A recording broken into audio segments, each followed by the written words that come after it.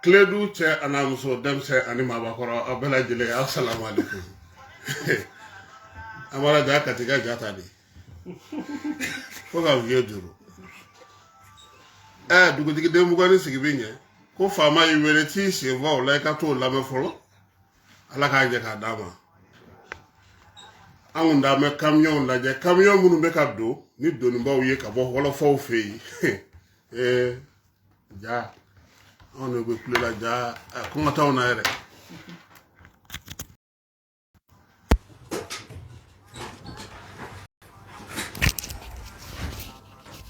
Amara katini bama ga jango ja. Le kun nyana ngonyoro ni ndo anwura. Asegira kofe de kati segira kofe ya. Wala fo nunu konta ne balo do na lila ni mina nunu yi. Aka fen to ga di oduma ban folo ere. Ambargo. Seuka akana jorom ya. Angu mi chiwere de la. Foite ambia ala baraka la koni. Amara sui na ambe colonel Moriwo konefu.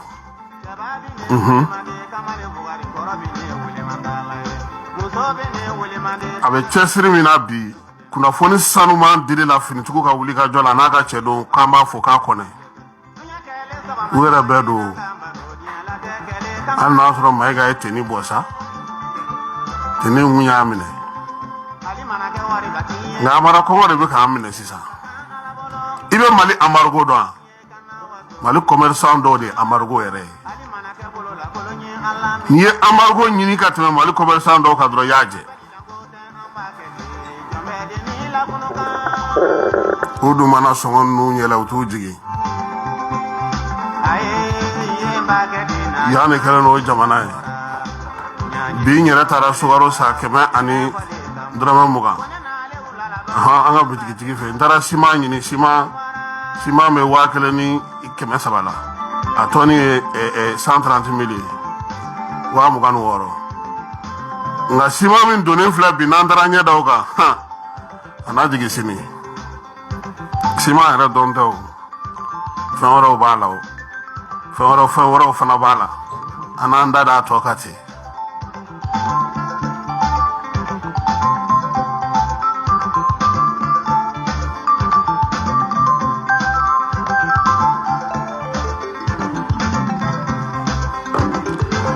Yeba nyame me se camera tala ko den dibi gurin camera eda.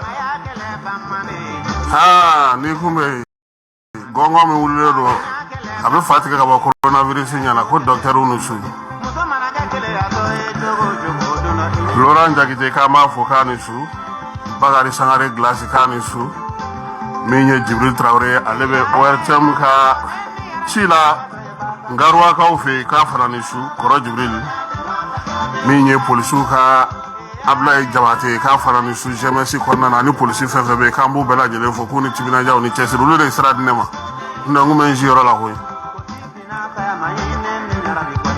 Amara antanyine madu na maketa ko aketa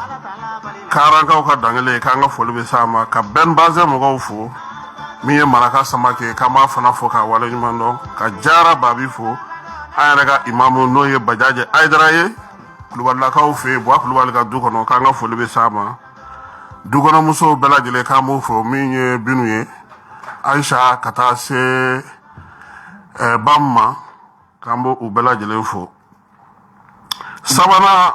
ma kamulu fana fo ka binem dolo ka le fo Canada ka ofe tonton Raoul kamba fo jigoroni parala mi Faustin Silaye ana korake basalu fumet basalu sila babu kanga fo libese ama ka office ici de justice no e Ali Badra kone ka kone jara sangaranga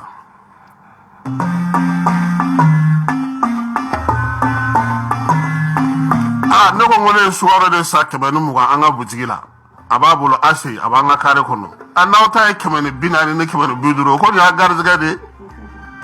otne no ede ne ndade sa kemenu muga sino suwaro ga fere la kemeu awo ala kama suguni o suwaro sugama ya de o be kemela nga bede ta soro abe ko chenga sima zulkada wa zulkadari o sima fema faraga nga soro le kataba nani eda sarati tika ka no nai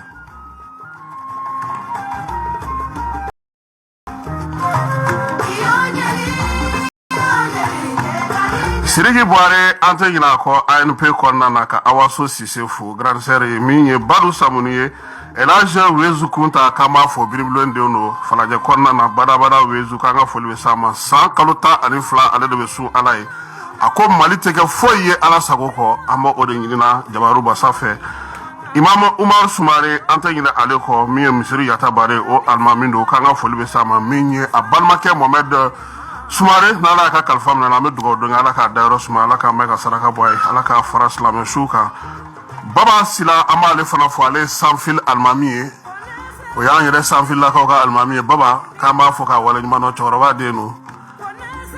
ane ka misri zerni na o almami o ye udu kone ka ma fana fo jarala ka imamu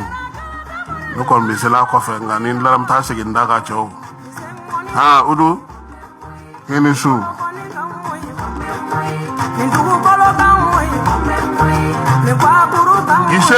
Gishe iniki kanga folo samaka si solo ni Abdrazak ni Ben Barek kulu fo bamaka konna na nyaro kunu akoma no yade Jose Anichu kulu fo grand frère Basiru Traoré anim pesobaka o jirana ka maw Michel maw kambu bela jelenfo ni wati na bina gendarme kanga folo be sa fana ma mi ye kajatu demie o ya furmuse kama fana fo ka wala nyumando Baba Sila anye foli taka nyesema yaya jara papu gausu jara joli Musa jara docteur anga foli bese no bela jelema tono aluso ana furumso sebeni ngora kamu fo kamaram sika tu sofo Usman si professeur Ali Nunjalo ay takaro forba mugula ay sebembo ze parti sakana di lay français ay français ma sababu nun da barle no malla yu ke juru kise ku siru yerema Ali Nunjalo be to kamera professeur kamafu Baiba Meridi district konna na kanga folebe sama ka sori keme sofo bada sori are kuma anfe asibiri temene miye anga benkene ka Mamadou Baba Dugure anga chokoroba do ka fo ka Nuru Flafo ka ikaw olufe Mojiba grand frère ka ba fana fo ka wala mando be baba numanzana ame foli taka nyeshi ale fana ma ni wati na minye banu numanzana dinga oye ale balabu ale afana sigi nyoy Yat sul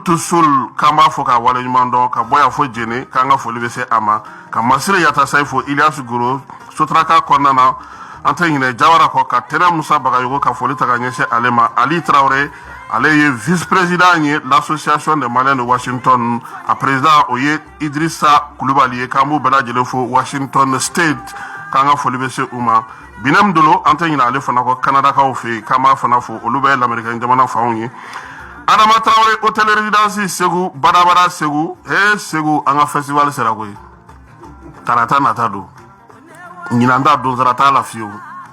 awo nyina festival fembe fuye Sirigi Jabate beke Pako Seri beke Alu Jeng beke Black Buddha beke mama be se donglela maliko na bebta Segu Bamako rebta Segu Bamako tato do Segu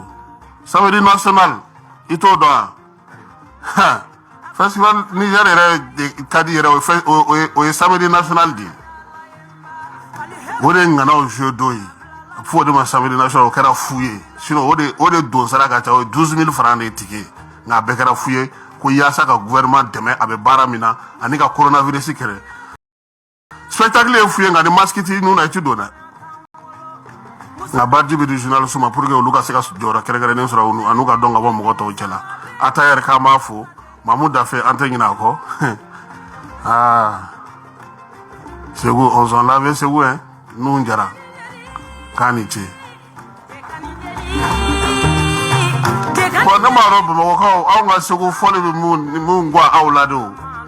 Segu de asimi bi Segu don jaw bi Segu don Moribo ko be Segu don Sadio Kamara be Segu do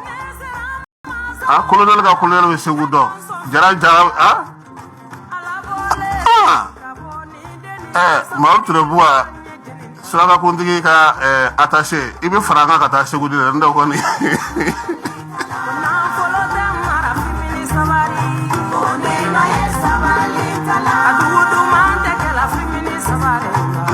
Nanye Maliki Berte fo ale fara Seukaye ka bay jakite fo jango baga yogo Dawda Magasa Basabugu ka okama inuko Gabriel Jara Abel Traoré Koniba Jeba Koulibaly Chenou Bakora kata se Salfo Konare ma Jisumalenga ofe nunu bela jele Basabugu kawe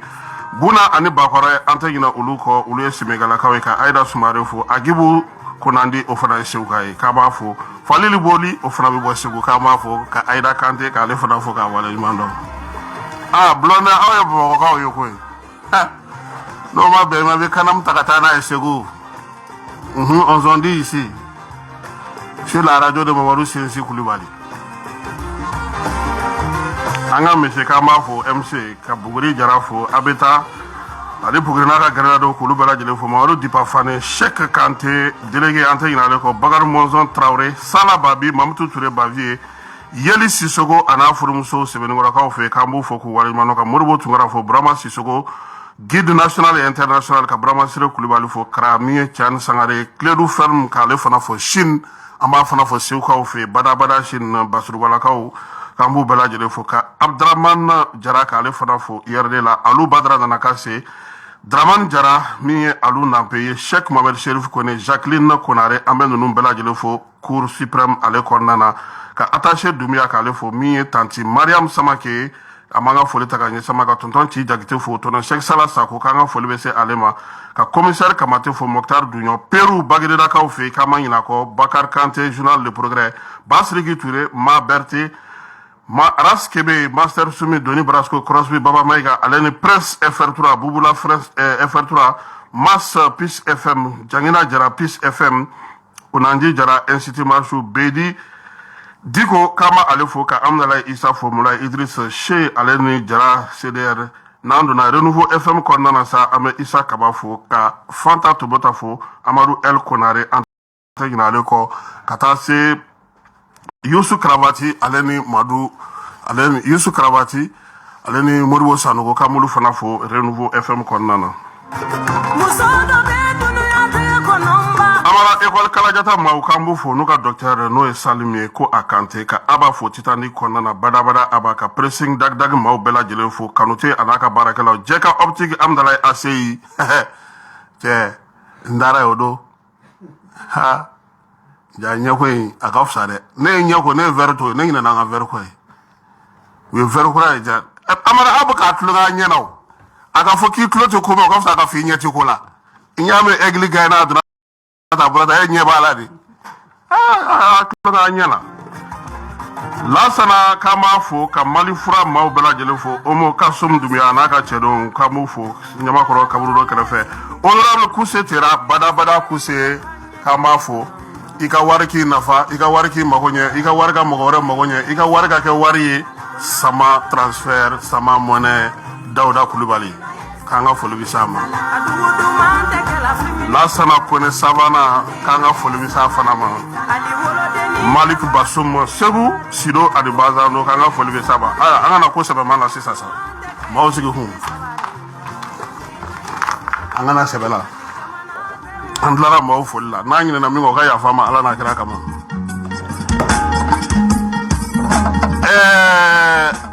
amara Mamadou Sensi Koulibaly tume lisi minga na faba ko senpem lisi o lisi uluka kume conférence de presse la nga min keleno kan kamana gonya o e ka fode ko cour suprême ni me Mali sharia sobe kuna o da yira ka fo ko kuluna ka mogo gana nga a sharia ma se ka labato alisa cour suprême ga décision o de ma se ka labato bi alisa nga jamana kono mo mi se ndana na ka avocat ko kulute ala e ka do nga décision mu bolo munu moku ulu ese sora alsa ulu be sempem bureau konnana cour suprême ye Mali sharia sumbela sanveda na le kirimintiga kirite ore ta kofe abe Mamadou Sensi Koulibaly naka mogo bulunga pour su kala no ka jaje naka mogo garde si sa ko kubna munge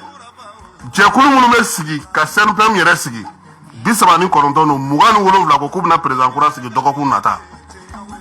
u bɛna lajɛ ni fanga bɛ se k'o fana bali ka taa sigi donc a ko bɛ o yɔrɔ de la nin waati in na dɔgɔkun ni don nataw la kibaruyaw b'an bolo CNPM ko in na an bɛna na émission sigi a ka tile du yɛrɛ la yan ka kɛ ni nin ko in ye Amara pour que mɔgɔ bɛ se k'a faamuya cogo min ni Mamadu Sɛnsi Kulubali ka avocat ye sinon ne kɔni bolo ni Cour suprême kɔni jansa o i tilalen nka ja i ma tila Mali kura yɛrɛ la nin kun man ka se ka kɛ o k'a fɔ ko Mali kura bɛ sen na ko sariyatigɛlaw ye sariya tigɛ k'o ma se ka labato Amara o bɛ maa ga i kabana na dɛ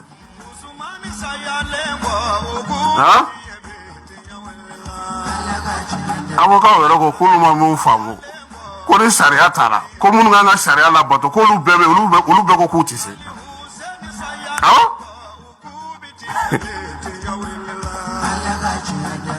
a fara ten o n'i kɔni ye ndolen dala kɛtɔ ye ka misi kɛ saraka ye a kagi bɛ fɛn la min di jɛgɛ ye Ala k'a ɲɛ ka d'an ma yan'u ka t'o fana yɛlɛma k'o don kɔrɔ la tuguni sabu n'anw ko n ko ya ka bɔ o y'a taalen de ye Mali balontan n y'a mɛn ko a injustice ka ca dɛ ko ni aigle tɛ gagne ko sabula ko maa caman de bɛ denmisɛnninw na u b'olu kumaniya joueli ma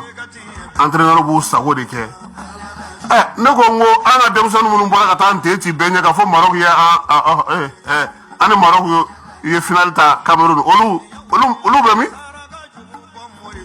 olu si tɛ yen bidonna dun b'u la olu y'a nisɔndiya dɛ olu kɔni ye bininjɛ don penalty bi tɛ olu ye bi yɛrɛ don a ma yɛrɛ la ɲininkali min kɛ Mali championnat bɛ nafa jumɛn de ɲɛ nafa jumɛn de bɛ Mali championnat national la san o san ko karisa bɛ se bidonna ni bɛɛ Coupe d'Afrique bɛ k'a tɛ jouer journaliste min bɛ yen n'o kan ka Mali aigle ka kunnafoni di kuma fɔ a b'a dɔn k'o ye tubabu de ye français officier média nin journaliste badenba in b'an ka jamana kɔnɔ yan maa si ma se ka ta olu la fo tubabu français fana nin waati in na an bɛ Mali kura ko kuma min na mais ne bɛ dugawu kɛ denmisɛnnin ninnu ye sabula u bɛ se balontan na an ka bidonna ɲini ka d'u ma an bɛ waati min na sisan a ka gɛlɛn yanni an ni Tunisie ka match cɛ o k'a sɔrɔ hakilinaw sigira sen kelen kan jamana yɛrɛ ka se ka bɔ nin ko ninnu dɔw kɔnɔna na sinon balontan in kuma bɛɛ tɛ se ka lakali hali ko dɔw bɛ wari sara ka jouer dɔw bɛ wari sara fana ka di dege karamɔgɔw ma dɔw fana bɛ yen olu fana b'a a ko ka ca dɛ gɛrɛw ni groupe de sigilen don joueurs mun ka di u b'o kɛ k'ale terrain kan dɔw tɛ kuma dɔw fɛ u tɛ ballon passe u ma yaasa a ka ɲɛ an kana ɲɛji bɔ Tunisie fɛ Bamakɔ yan pour que ka taa coupe du monde na an bɛ dugawu kɛ Ala ka hakili ɲuman di bɛɛ ma sinon faso kɔni faso se tun ye fɛn o fɛn ye est-ce que a ye premier ko kɛlɛ ma miser on s'en donne hein et pourtant aides bɛɛ tigɛlen don an ma mais balontan ko in o kuma ma ca dɛ maaw ni fɛnw bɛɛ k'a bɛɛ ɲɛnabɔ k'a d'u ma u ka juru tɛ fanga la dɛ Ala k'a ɲɛ ka d'an ma yanni Tunisie yɛrɛ mun kun b'anw ye o min dasi o b'a la hali bi Gambie fana b'a la hali bi n'an ma farati ninnu dɔw mana taa kubu ta dɔrɔn an ye mais CEDEAO arbitre y'an sɛgɛn kunun dɛ ja Gambie ka de don kuyata min kɛra Burkina an b'an sigi k'a ko kɔ lajɛ fɔlɔ sabula mɔgɔ t'a dɔn n'a y'a sɔrɔ Blaise ka mɔgɔw de kɛlen don k'a kɛ an kɔni tɛ tɛgɛrɛ fɔ a la fɔlɔ dɛ sabula ko ɲɛmaa bɛ maa min bolo o tɛ mɔgɔ si ye bɔnsiw dun ko fo mɔgɔ si de ka sigi fanga la o ye Burkina ta o ye sisan dɛ u dalen don mɔgɔ si de la b'a dɔn k'a fɔ Faransi kɔni diminen don a ko la fɔlɔ mais Faransi fɛɛrɛ ka bon dɛ Faransi fɛɛrɛ ka bon parce que kuma caman kun fɔra coup d'état ye waati la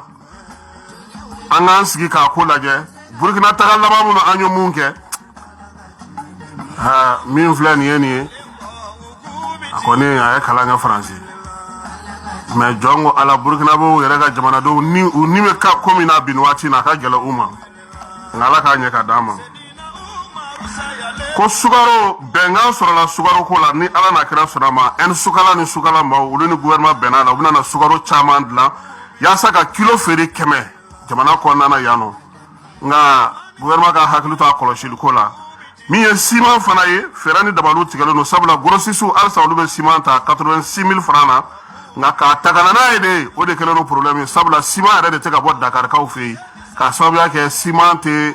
minamu nga do ciment ulula o e ciment ko gele nga ciment be ande si nere ciment e Bamako ya bi fa ba demba ere na ciment mun fana dona ulada na o fana bo so nga do ya ke akola ala ka nya ka damo Denmark ni Mali akma chara nga nye mi me ala o ye k'a fɔ Ibrahim Boubacar Keita ale tun bɛ fanga la kuma min u ye ci bila Faransi de ma k'o kana k'u bɛna force takuba sigi o sigitɔ min ye tubabu dugu ninnu ye u bɛɛ lajɛlen y'a ɲini Faransi fɛ a k'a to Mali yɛrɛ k'olu wele u kelen kelen u ka se ka na IBK ye bataki dɔ de kɛ o wagati k'o ci daduwaw ma yaasa u bɛ se cogo min na k'u ka mɔgɔw bila ka na an ka jamana kɔnɔ nka bataki in kɔnɔna na Amara a ɲininen daduwaw fɛ u k'a to bɛnkan dɔ ka tɛmɛ u ni Mali yɛrɛ ni ɲɔgɔn cɛ finitigiw minnu bɛ nale u nacogo u kan ka na baara minnu kɛ yan i b'a dɔn k'a fɔ o ko in nana to cibicaba la jamana minnu yɛrɛ bɛ fɛ ka na takuba kɔnɔna na olu yɛrɛ de ye sɛbɛnw dɔw kɛ sisan k'a ci Mali ma pour que k'a yira Mali la k'a fɔ an bɛ fɛ an ka mɔgɔw ka na an bɛ baara kɛ tan cogo de la o sɛbɛn jaabili nana sɔrɔ IBK tɛ fanga la furancɛla fanga mɔgɔw de y'u jaabi k'a f'u ɲɛna u y'a mɛn u jɛra n'u ka kuma fɔlen ninnu ye nka u k'u jɔ fɔlɔ olu b'u miiri k'u hakili jagabɔ n'u kan ka jaabi d'u ma a kɛli n'a kɛbaliya la ni lettre fila de bɛ yen donc Faransi bɛ baara min na ale b'a dɔn ale bɛ min nɔfɛ et puis hali k'a fɔ u ɲɛna an bɛ fɛ nin kɛlɛkɛla modèle kana u m'o kɛ dɛ u taara Danemark force spéciale de ta ka na n'o ye Mali kɔnɔna na cɛ 100 ka taa n'olu ye Gawo hali u ma tɛmɛ Bamako fɛ donc comme sisan minɛn minnu bɛ Mali bolo kɛlɛkɛlaw kɛlen don ka fɛɛrɛ kura minnu sigi hali dimɔgɔ tɛ pan ka bɔ kɔ ka don n'i ma ye o y'a to an ka sɔrɔsiw ani an ka jamana ɲɛmɔgɔw ye u ye u y'u wele ka a f'u ɲɛna k'u k'u ka kasa cɛ ka taa u ko k'olu tɛ se ka kasa cɛ ka taa ko sɛbɛn bɛ olu ni Mali cɛ Mali ye sɛbɛn bɔ ka yira u la o bɛɛ la tuguni Faransika wulila k'u jɔ ko ayi ko nin tɛ se ka kɛ ko Mali tɛ se ka nin fɔ olu ɲɛna o de la gouvernement de transition ye lettre min ci o de cira Danemark mɔgɔw ma k'a f'u ɲɛna an ye nin de ci aw ma n k'aw jɔ aw kelen tɛ Norvège b'a la Espagne b'a la jamana wɛrɛw b'a la minnu b'a fɛ ka na takuba kɔnɔna na nka an y'a f'u bɛɛ ye k'u k'u jɔ fɔlɔ Amara kuma fa n'a ba filɛ dɛ Faransi wulilen de filɛ nin ye tan dɛ fɛn bɛ se ka maa kunu n'o to nin nɛnkuni na i bɛ siran dɛ donc bi wulada in na u yɛrɛ y'a ta Danemark ɲɛmɔgɔ y'a ta k'a fɔ ko u ka mɔgɔw ka segin ka taa so u y'a ko faamuya wa bi wulada kelen na fana Union Européenne ale tun ko k'a bɛ tugu Faransi kɔ sanction minnu na a ko ko olu sen bɔra o fana na olu ka sanction tɛ taa Mali kama tuguni Amara ko tiɲɛw bɛ ka dɔn sabula Allemagne jamana de fanga ka bon Union Européenne kɔnɔna na Angela Merkel yanni ale ka fanga bila ani Assimi heure 3 kɛ téléphone na Assimi ko ninnu bɛɛ lajɛlen ɲɛfɔ a ɲɛna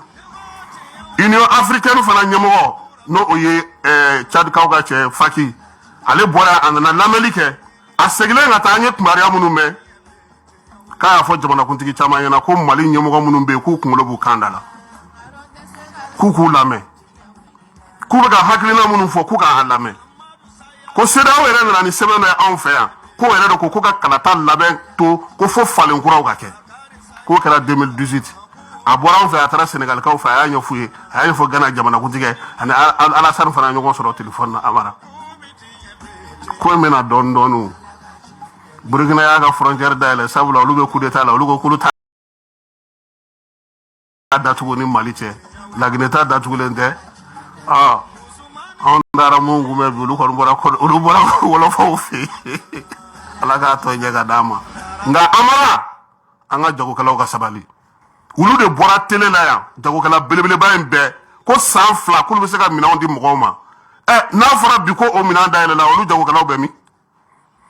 jagokɛla minnu bɛ taa fanga ka wari minɛ exonération ni fɛnw minɛ k'a fɔ ko gɛlɛya tɛ kɛ jamana kɔnɔ hɔrɔnya yɛrɛ la olu bɛ min bi sinon bi minɛn sɔngɔ fɛn bɛɛ sɔngɔ yɛlɛlen don Mali sugu la bi fɛn bɛɛ lajɛlen sɔngɔ yɛlɛlen don an kana ɲɔgɔn nɛgɛ dɛ sɔngɔw yɛlɛlen yɛrɛ ni mɔgɔ min kɔni ko o ye tiɲɛ yɛrɛ ye sɔngɔw bɛ ka yɛlɛ wa a bɛ ka yɛlɛ fo fɛɛrɛ de ka tigɛ a ko la sisan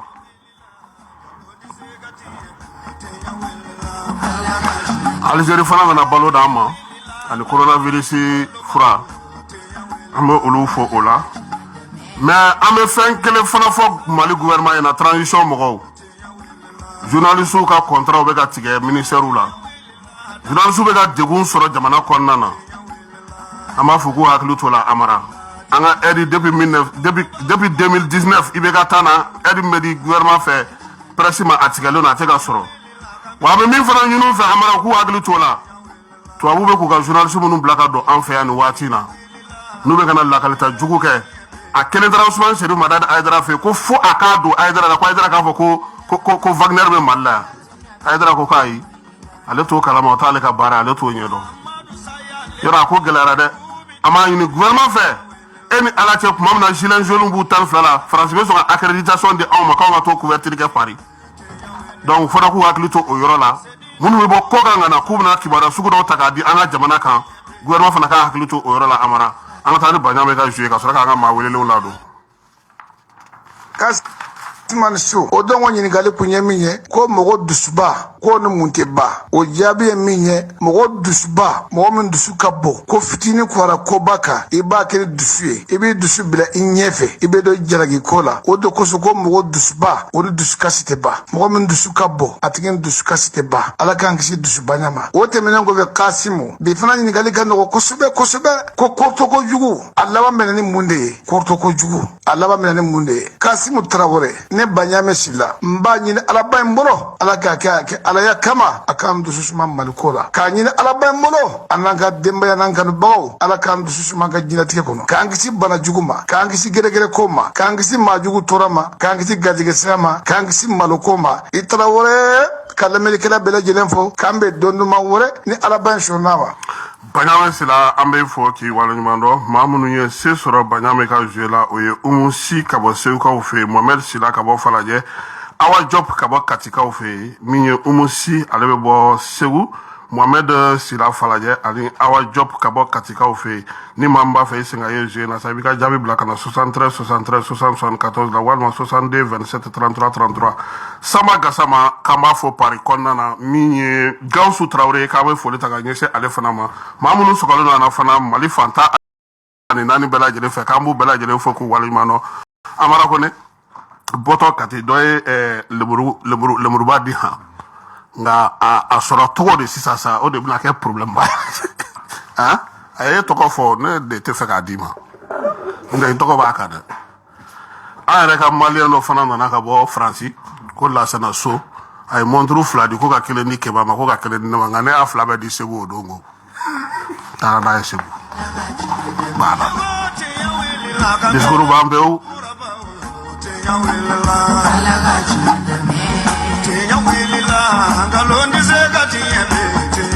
foroba misi mana foroba ɲɔdu o kuma bannen su in na fana n'Ala sɔnna a ma min ye baabu ye an bɛna ta ka taa n'a ye CEDEAO kunda an bɛna ta ka taa n'a ye gɛlɛya minnu b'an ka jamana kɔnɔ fɛɛrɛ minnu bɛ se ka sɔrɔ o la wa an bɛna ta ka taa n'a ye fana jamana yɛrɛ kɔnɔna na bi fɛɛrɛ ni dabali minnu bɛ se ka tigɛ yaasa ka gɛrɛntɛ bɔ an kan Amara Kone an bɛna o baara kɛ su in na an ka maa welelenw bɛ ka na kɛnɛ kɔnɔna na hakili la min ye Moribo Makadu ye ale kɔni sera an ka kɛnɛ kɔnɔ an ye Sidi Ture fana ye sabanan o ye maître Cheikh Umar Konare sɔɔni dɔrɔn an ni olu bɛ ɲɔgɔn sɔrɔ k'i bolo yɛlɛma dɛ Amara armée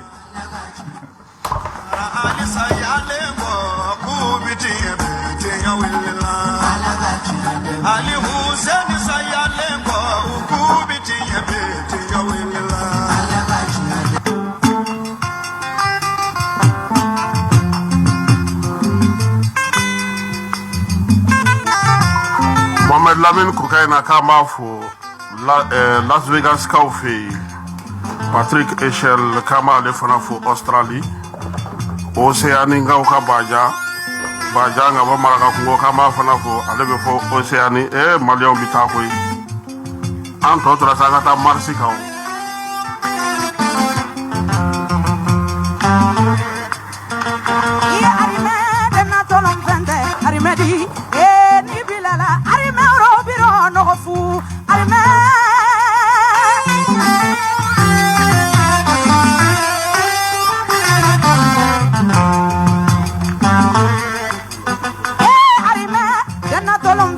Arime, an kurumbilala, joli bala, yasiranya ko,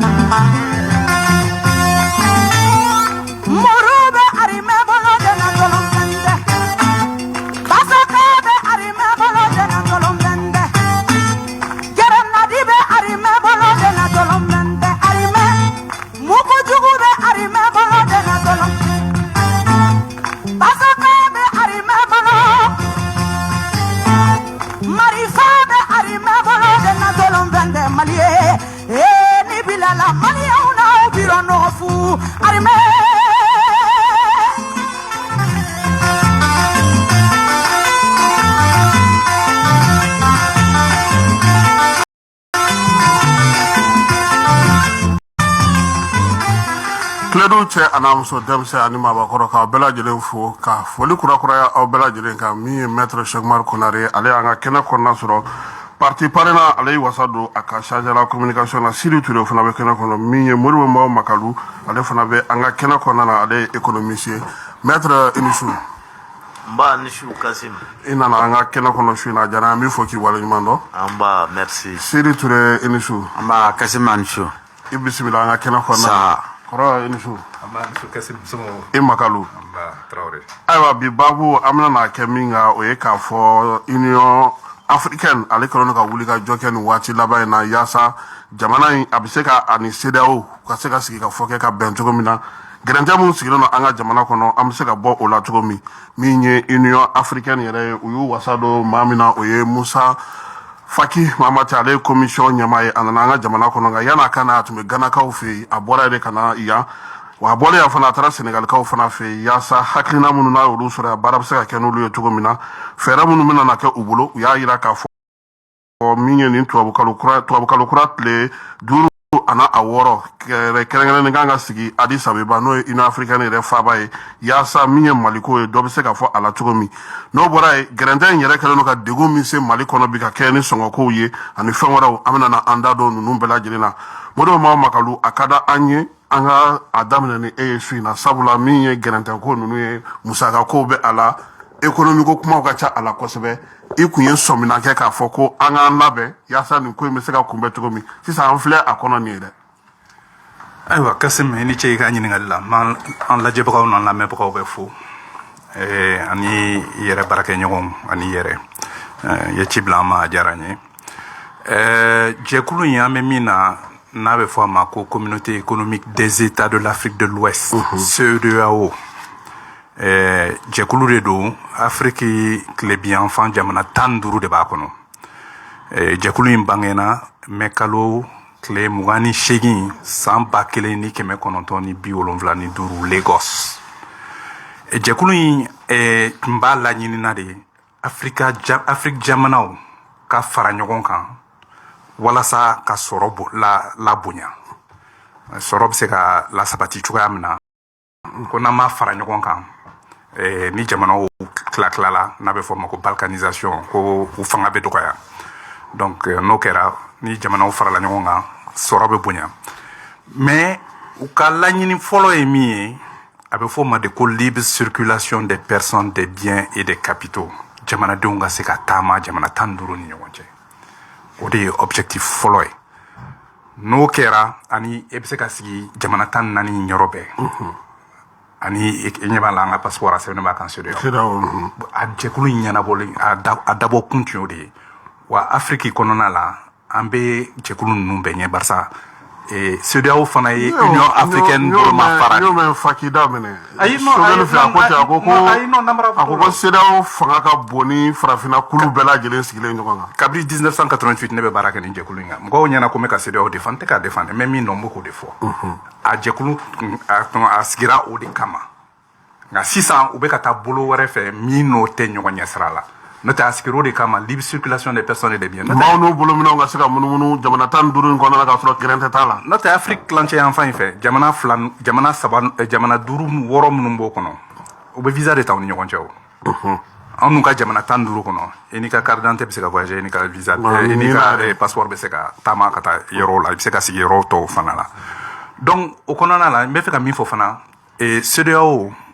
jɛkulu de don a bɛ union africaine de fana kɔnɔna la o de la Maman Faki ka nali yan vraiment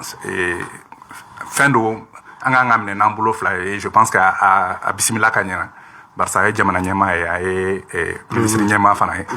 et je pense que kuma dumanw fɔra a kɔnɔ ne ɲɛna a bɛna se ka i da don a la ka ɲɛ barisa CEDEAO bolomafara 5 de b'a la Afrique kɔnɔ tilebiyanfan ta ye CEDEAO ye Afrique Nord o ta ye UMA Union du Maghreb arabe camancɛ ta o ye communauté économique des états de l'Afrique centrale ye ani Worodugu yanfan ta Afrique de l'Est o ye communauté des états de l'Afrique de l'Est ye duguma yanfan fɛ a bɛ fɔ o ma ko SADC o ye o jamanaw ta ye Afrique centrale Afrique australe ani Afrique du Sud bon donc o jɛkulu duuru in u kɛlen bɛ ka yamaruya di o jɛkulu duuru ninnu de ma u ka kuma union africaine tɔgɔ la donc ni union africaine ɲɛmaa nana n'a n'an ka jamana ɲɛmaaw sera ka ɲɔgɔn ye ale dun ko k'a nana lamɛnli de kɛ a nana lamɛnli an lamɛn maliyɛnw lamɛn ani maliyɛnw ka ɲɛmaaw lamɛn walasa fɛɛrɛ ka se ka tigɛ gɛrɛntɛ min bɛ mali in kan parce que ni n y'a ɲɛfɔ cogoya min na ne yɛrɛ tun hakili bɛ fɛn fɛn ma a tɛmɛn'o bɛɛ kan an bɔra intégration afrique kɔnɔna la an bɔra chronogramme kɔnɔna la an bɛ fɛn de kɔnɔna la n'a a bɛ fɔ a ma ko blocus o dun ye kɛlɛ de ye marifa tɛ t'a la dɛ a dabɔra de ka jamana ɲɔngiri ka jamana nagasi ayiwa Siri Ture an y'a ye k'a fɔ union africaine ɲɛmaa n'o ye cadien ye ale nana e bolo o bɛ se ka na ni fɛɛrɛ ni dabaliw sɔrɔ bi yaasa kumaɲɔgɔnya ka se ka don Mali ni CEDEAO ni ɲɔgɔn cɛ komi a kɛlen don gɛlɛya ye bi wa. Kasim min tɛ ka kuma di la n bɛ tile du lamɛnbajɛkulu bɛɛ fo. Effectivement union africaine ɲɛmɔgɔ Musa Faki a nana yan'a ka na tɛmɛna ni Accra ye mais n'i ye nali jateminɛ yan'a ka nali kɔnɔna na communiqué dɔ kɛra k'a jira k'a fɔ ko bon ko n'a nana a bɛ jamana ɲɛmɔgɔw rencontrer en même temps n'o ye parti politique wa n'olu fana bɛ sigi ka kuma wasa fɛɛrɛw ni dabaliw bɛ se ka tigɛ cogo min an bɛ se ka bɔ nin gɛlɛya in kɔnɔ mais an nana mun ye a ka nali kɔnɔna na bon ani président de la transition ye ɲan ye ani premier ministre ye ɲan ye a tilalen k'o la a taara Dakar mais ani parti ani diplomates fana ɲɔgɔn ye voilà mais ani parti politique ma sigi ka kuma ayi n'olu ma kuma bon o kɔfɛ CEDEAO ye communiqué bɔ o communiqué in kɔnɔna na bon CEDEAO ye kuma dɔw fɔ k'a fɔ ko bon ko latilenniw kɛ minɛ CEDEAO ye a essayé ka latilenni dɔw kɛ k'a fɔ ko bon ko jusqu'à preuve de contraire ko olu ka jateminɛ na pour que an ka se ka bɔ nin gɛlɛya in kɔnɔ il faut que an ka bɛnkan sɛbɛn dɔ de kɛ an yɛrɛ damaw ni ɲɔgɔn cɛ f'an maliyɛnw dɔ de ka an ka bɛn ko dɔ la n'an bɛnna ko min na en ce moment là o da de bɛ yira CEDEAO la chef d'état b'u sigi maintenant ka réflexion kɛ autour de ça et à partir de là ni chronogramme ni bɛɛ jɛnna n'a ye en ce moment là sanction ninnu bɛ wuli dɔɔni dɔɔni donc nin bɛ mun yira k'a fɔ ko bon jusqu'à preuve de contraire CEDEAO kɔni bɛ fɛ ka a jɔyɔrɔ fa Mali ka crise na k'a fɔ ko de CEDEAO ka sɛbɛn na fana o y'a jira k'a fɔ k'olu ni mɔgɔ ma bɛn kalo 16 la k'u ni mɔgɔ ma bɛn o la donc jusqu'à présent n'i y'u ka communiqué fɔlɔ lajɛ sanction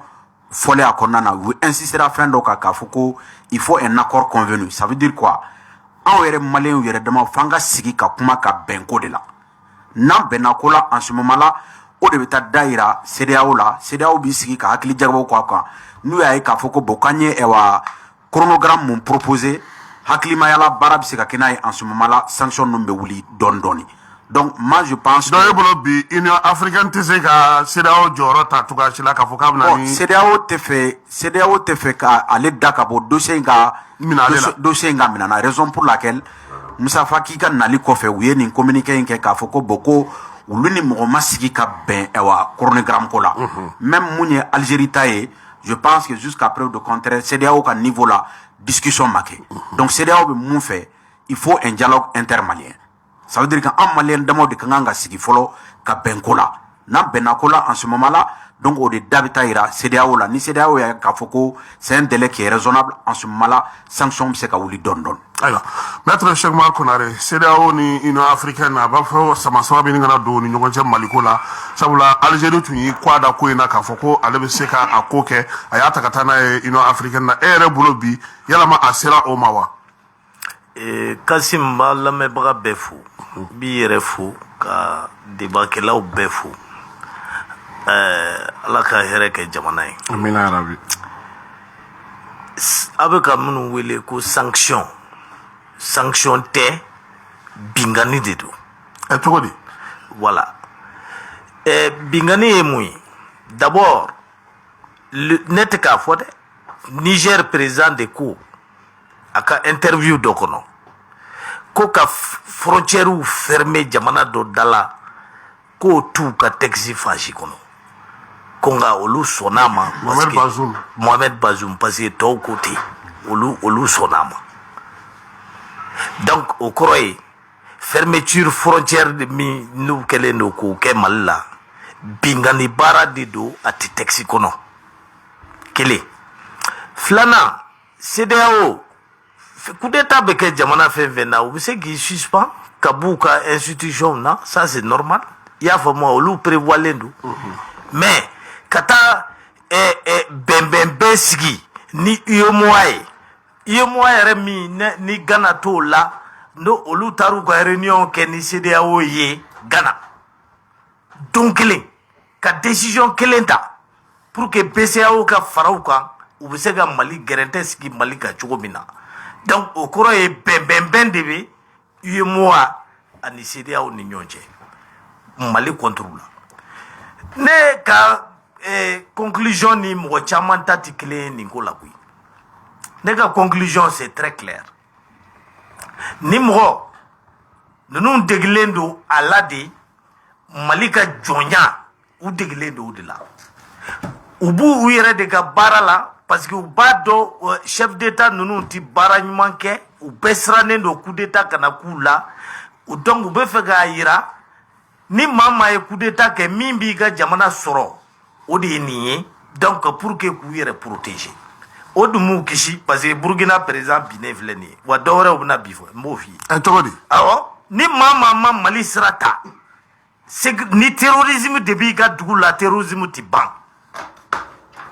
Wa ni terrorisme ma ban président bɛ bin de jagoya parce que a nakun de ye pour que ka sécurité kɛ a ka jamana kɔnɔ. Terroristes de b'i bin wa ou bien jamanadenw de bin. Terroriste don o don mɔgɔ 100 bɛ faga yen fɛ mɔgɔ 50 bɛ faga yen fɛ président bɛ se k'i sigi o la a bɛ bin. Or a tɛ se ka solution sɔrɔ problème in na tant que a ma Mali sira ta c'est-à-dire sira ye jumɛn ye k'i jɔ i yɛrɛ bakun na ka bɔ tubabu jɔnya la k'a dɔn k'a fɔ nin de ye n ka sira ye bon n b'o sira de ta n'o bɛnna maa min ma o don n'o ma bɛn ma o k'a to yen. Ni m'o sira ta. Union africaine nalen don yaasa ka bɛn min ɲini a ko la. Union africaine bɛ na o yɔrɔ la o donc sisan Mali ye sira min ta o ye jumɛn ye ayiwa Faransi i ni jɛ ɲɔgɔnw a bɛ yan ɲinan a y'a san 8 tiɲɛ yɛrɛ la a bɛna waati min na kɛlɛ tun bɛ kɔ na an bɛ don min na i ko bi kɛlɛ ye dugu jamana bɛɛ minɛ nord o centre o est o sud o ouest o a y'a bɛɛ minɛ ce qui veut dire que aw n'a ka drone n'a ka avion n'a ka nin soldats baden ninnu nafa si t'a la. Olu ma fɛ ka dɔ fara a kan. Bon donc a bɛ fɛ ka dɔ wɛrɛw fara a kan nafa si t'a la an bɛ sira wɛrɛ ta n'o ye Rusiw ka sira ye. An dun kɛlen k'o sira ta fana i b'a ye an bɛ ka succès kɛ an b'o sira bila ko mun de kɛra donc an bɛ continuer o sira de kan maintenant n'o ma diya maa min ye n'u ye frontière datugu u bɛ tila k'a yɛlɛ parce que Mali fana tɛ fɛn denni ye k'i b'a kɛ bara kɔnɔ longtemps. A tɛ se ka kɛ. Ah non o tɛ se ka kɛ i y'a faamu wa donc an b'an muɲu de muɲu ye wajibi de muɲu in tant que i m'o kɛ i tɛ k'i yɛrɛ ye wa i tɛ bɔ jɔnya la. donc Union africaine ka wulikajɔ tɛ se ka foyi ye. Union africaine bɛ na delili de la parce que Union africaine CEDEAO b'a ka sanction ta waati min na a b'u ɲɛna de ko donc an bɛna an kolonkolon ka t'u deli quoi u y'a ye an taatɔ tɛ u deli wa u yɛrɛ ka sanction de nafa yɛrɛ t'a la yɛrɛ parce que u ye sanction minnu ta a appliqué don peut-être à 50% seulement hein. Bien avant que Burkina coup d'état ka kɛ Burkina tun tɛ ka sanction appliqué ka ɲɛ. A dugu mɔgɔw tun bɛ ka taa. Sénégal tun tɛ ka appliqué ka ɲɛ hali Côte d'Ivoire tun tɛ ka appliqué ka ɲɛ wa ne bɛ min f'i ye deliw de bɛ sen na Mali yɛrɛ autorités fɛ pour que u ka se ka sɔn u yɛrɛ ka n'u ka frontière datugu kojugu par exemple mɔgɔw bɛ k'an deli pour que an bɛ se ka kɔɔri bila ka bɔ cogo min na parce que ni kɔɔri ma bɔ o ma ɲi tubabuw ma u bɛ k'an deli pour que an bɛ se ka baganw bila ka bɔ cogo min na parce que ni bagan ma bɔ sogo bɛ gɛlɛya an ka dafɛ dugu ninnu na dafɛ jamana ninnu na i y'a faamu u bɛ k'an deli pour que an k'an ɲɛ tugu avion dɔw tɛmɛni kan ka sababu kɛ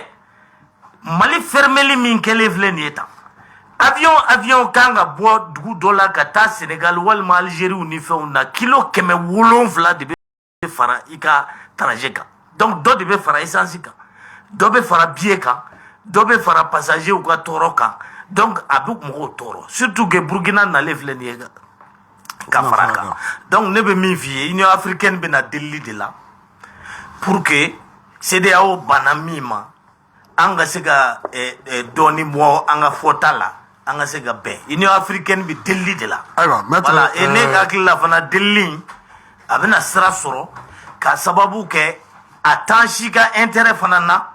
Mali wo CEDEAO wo a t'an si ka intérêt la situation ka to nin cogo la. Ayiwa Modibo Makalu o bɛ nana e fan fɛ parce que n'i ye nin ko in jateminɛ musaka ko ninnu de bɛna gɛlɛya la c'est vrai que mɔgɔw tɛ ka fɛn caman fɔ mais n'i taara banques ni fɛnw na i b'a ye k'a fɔ ko wari bɛ se ka di dɔw ma wari dɔw tɛ se ka di jagokɛla dɔw fana bɛ k'a fɔ k'u ka musaka dɔw bɛ bɔ sira dɔ fɛ ka na k'a tɛ se ka na est ce que n'an tora ta an na se ka se an yɛrɛ kɔrɔ. Non, an tɛ se ka to tan o a dabɔlen maître y'a fɔ cogoya min na a dabɔlen bɛ de walasa minnu ye ɲangini kɛ olu k'u sago sɔrɔ Mali jamana ɲɛmaaw kan mais a kɛra sira min fɛ barisa ne y'a ɲɛfɔ cogoya min na ne ka baara ye intégration économique n ye baara caman k'a kan kabini 88 CEDEAO kan ani BCEAO kan nka u ye ɲangini minnu kɛ maître y'a fɔ cogoya min na tiɲɛ na a ɲɛfɔ ka gɛlɛn barisa non ne ma deli k'a ɲɔgɔn ye ma deli k'a ɲɔgɔn mɛn et puis a fɔra de an bɛ chronogramme ko kuma de la pour politique ta sira fɛ u bɛ chronogramme ni kalata ni kalafili mais jamanadenw olu nɔ t'o la o n'i ye frontière datugu i bɛ bɛɛ de ɲangi i bɛ bɛɛ de gosi ni bere kelen ye i bɛ bɛɛ de gosi Mali dɔrɔn tɛ dɛ mais fɛn fɛn jamana 15 fɛn fɛn bɛ tɔn in kɔnɔ olu bɛɛ de bɛ bugɔ ni bere kelen ye barisa jamanaw ka sɔrɔ bɛ ɲɔgɔn na de bi tile in na n'i ye Mali ɲangi ko sanction économique et financière a bɛ digi Sénégal la a bɛ digi Côte d'Ivoire la a bɛ digi Burkina la barisa an n'olu de ka sanni feere ka ca kosɛbɛ mais an ka fɛn kelen to an hakili la u ye produit damadɔninw to yen k'olu ka don mais jɔn b'o feere olu de b'a feere o jɔn b'a san anw de b'a san n'i dun bɛ sanni kɛ i ka wari bɛ bɔ de n'i bɛ feere kɛ kɔfɛ i ka wari i bɛ wari la mais est ce que o de la Mali gouvernement fana m'a dɔn a fana ka datugu mais bien sûr mais non mais mɔgɔ hakilimaw jate c'est à dire que an t'an kunfɛ quoi fɛn fɛn kɛra je crois k'a bɛɛ jate minɛnen don et je pense que Moussa Faki Mahamat ka nali a y'a yira de je pense que parce que nin tɛ se ka ɲɛfɔ quoi Union africaine tɛ se ka ɲɛfɔ barisa Union africaine in dara OUA de kan OUA in de an fa Modibo Keita nɔ jɔyɔrɔba de b'a la ko africaine jamanaw ka fara ɲɔgɔn kan n'i y'a ye hali anw ni Sénégal farala ɲɔgɔn kan ka kɛ République fédérale du Mali ye o kun de tun don ko barisa jamanaw ka kan ka fara ɲɔgɔn kan walasa k'aw ka sɔrɔ la bonya donc tɔw tɛ se k'a faamu o de la jamana tɔw bɛ k'a faamu min bɛ ka da Mali kan barisa n'i ye frontière datugu sanction ninnu sanction diplomatique b'a la o ye lasigidenw lata yɔrɔ kɔni o tɛ o ma taa o diplomatique non u ka sa lasigidenw o ma taa o ma taa min Nigeria ta ni Ghana ta kɔni bi yan voilà bon mais olu ye africains de ye o mais et puis an ka dɔn k'a fɔ ko nin jɛkulu in an ɲɛfɔra cogoya min na warisoba min b'an bolo n'a bɛ fɔ a ma ko BCEAO jamana 8 de jɛ wariso don e bɛ se ka ɲɛfɔ cogoya jumɛn k'a bɛ fɔ ko e ka wari bɛ banque la k'i bolo tɛ se ka d'a kan o tɛ se ka kɛ o jamana kutu ne ma deli ko o ɲɔgɔn sanction yɛrɛ mɛn i b'a mɛn ko sanction kɛra Iran Iran ninnu kan ani jamana wɛrɛw kan barisa fɛn wɛrɛw la min ye kɛlɛ ta sira ye mais i bɛ jɛkulu min na n'o b'a ɲini ka jamanaw fara ɲɔgɔn kan ko o bɛ ka jamanaw bɔ ɲɔgɔn na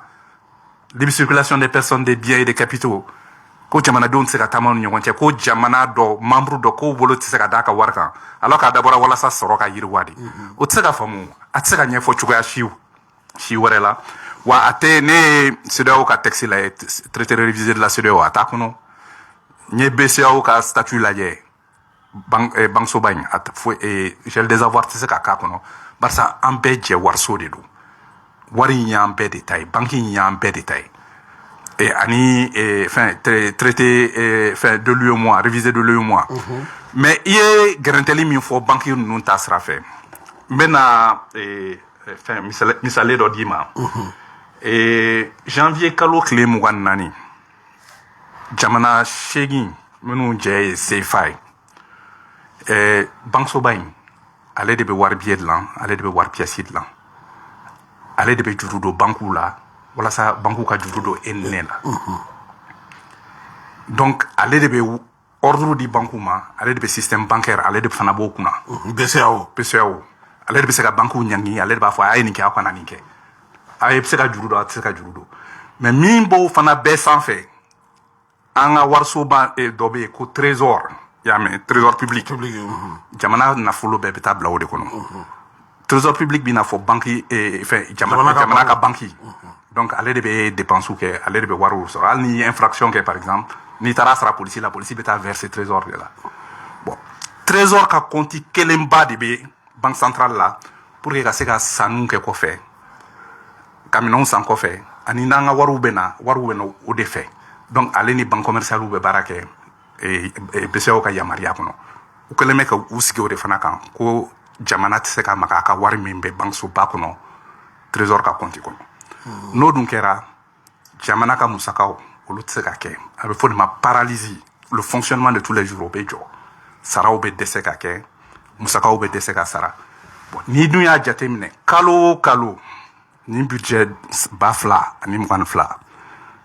an ka jamana mago bɛ miliyari 150 de la kalo o kalo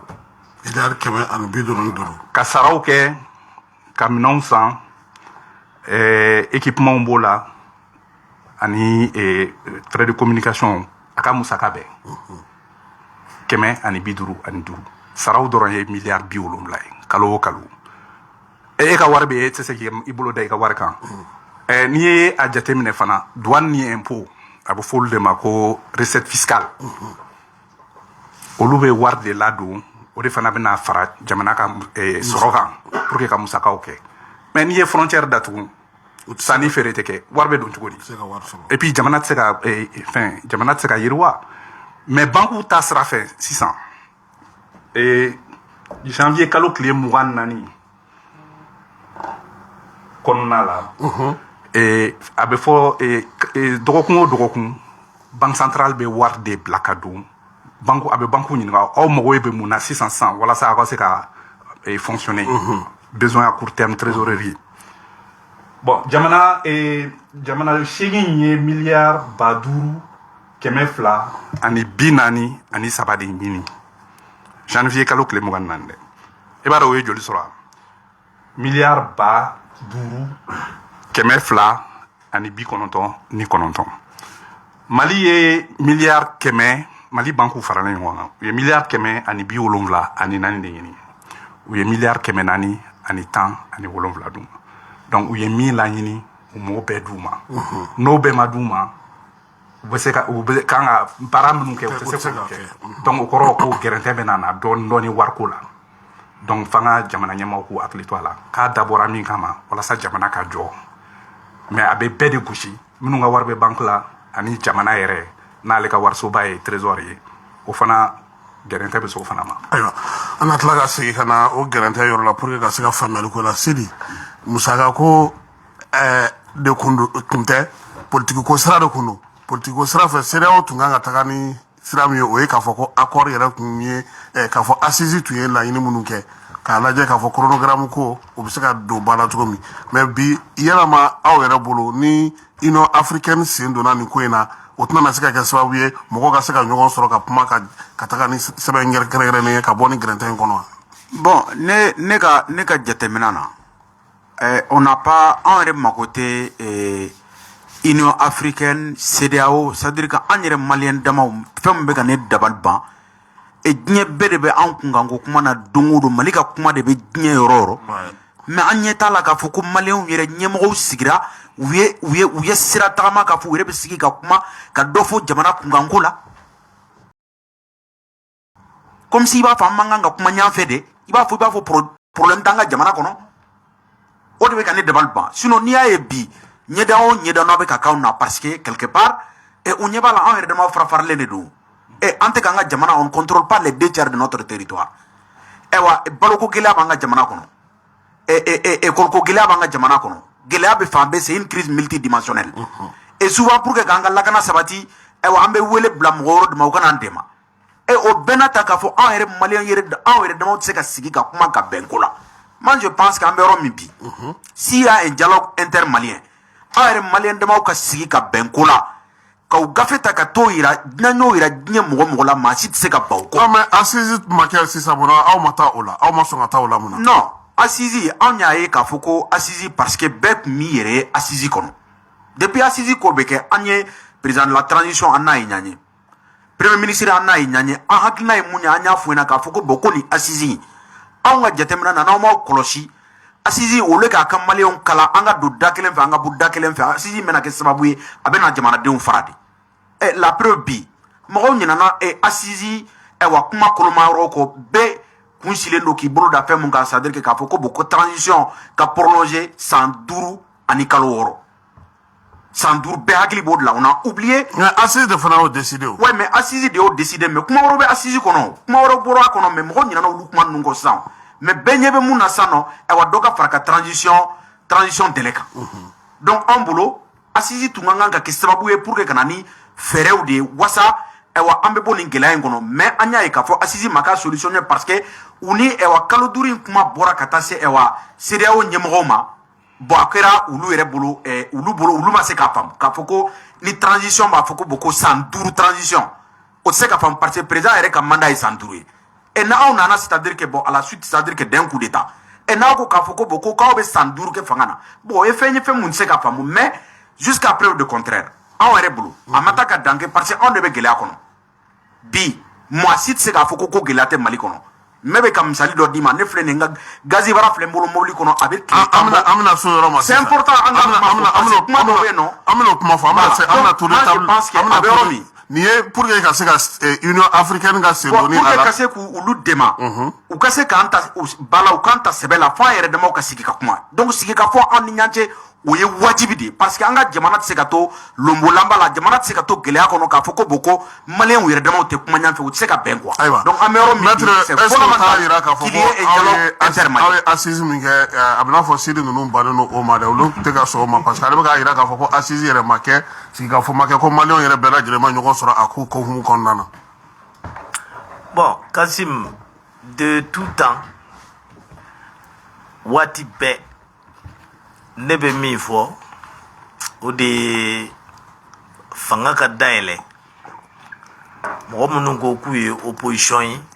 u ka douala parce que ni ma fanga daele iti se ka baraka kanye mo munu be krefe parti ou de boulo parti du ni warti bolo iti se ka parti animé meeting ou ni fait nous assemblée ou ni fait be wardi ni warti bolo atinye bo anga parti de lendo ka balo état de koka nga ministre be abe wardi pour que fait nga ke anga cadre be anga directeur be donc olu be cotiser mais ni ou c'est moi là o mangantante de donc ba fo ko ne be to ka fo ko partage du gâteau minde do a d'abord kunde jamana ka baski parce que en réalité ambe dominer ko bi majorité té minorité té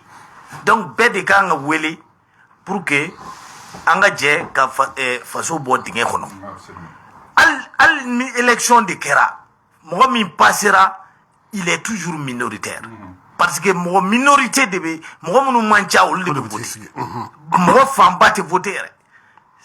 2018 3 600 000 personnes de votera malien du mam wani fladi mam wani flani mo million saba ni club votero la fengera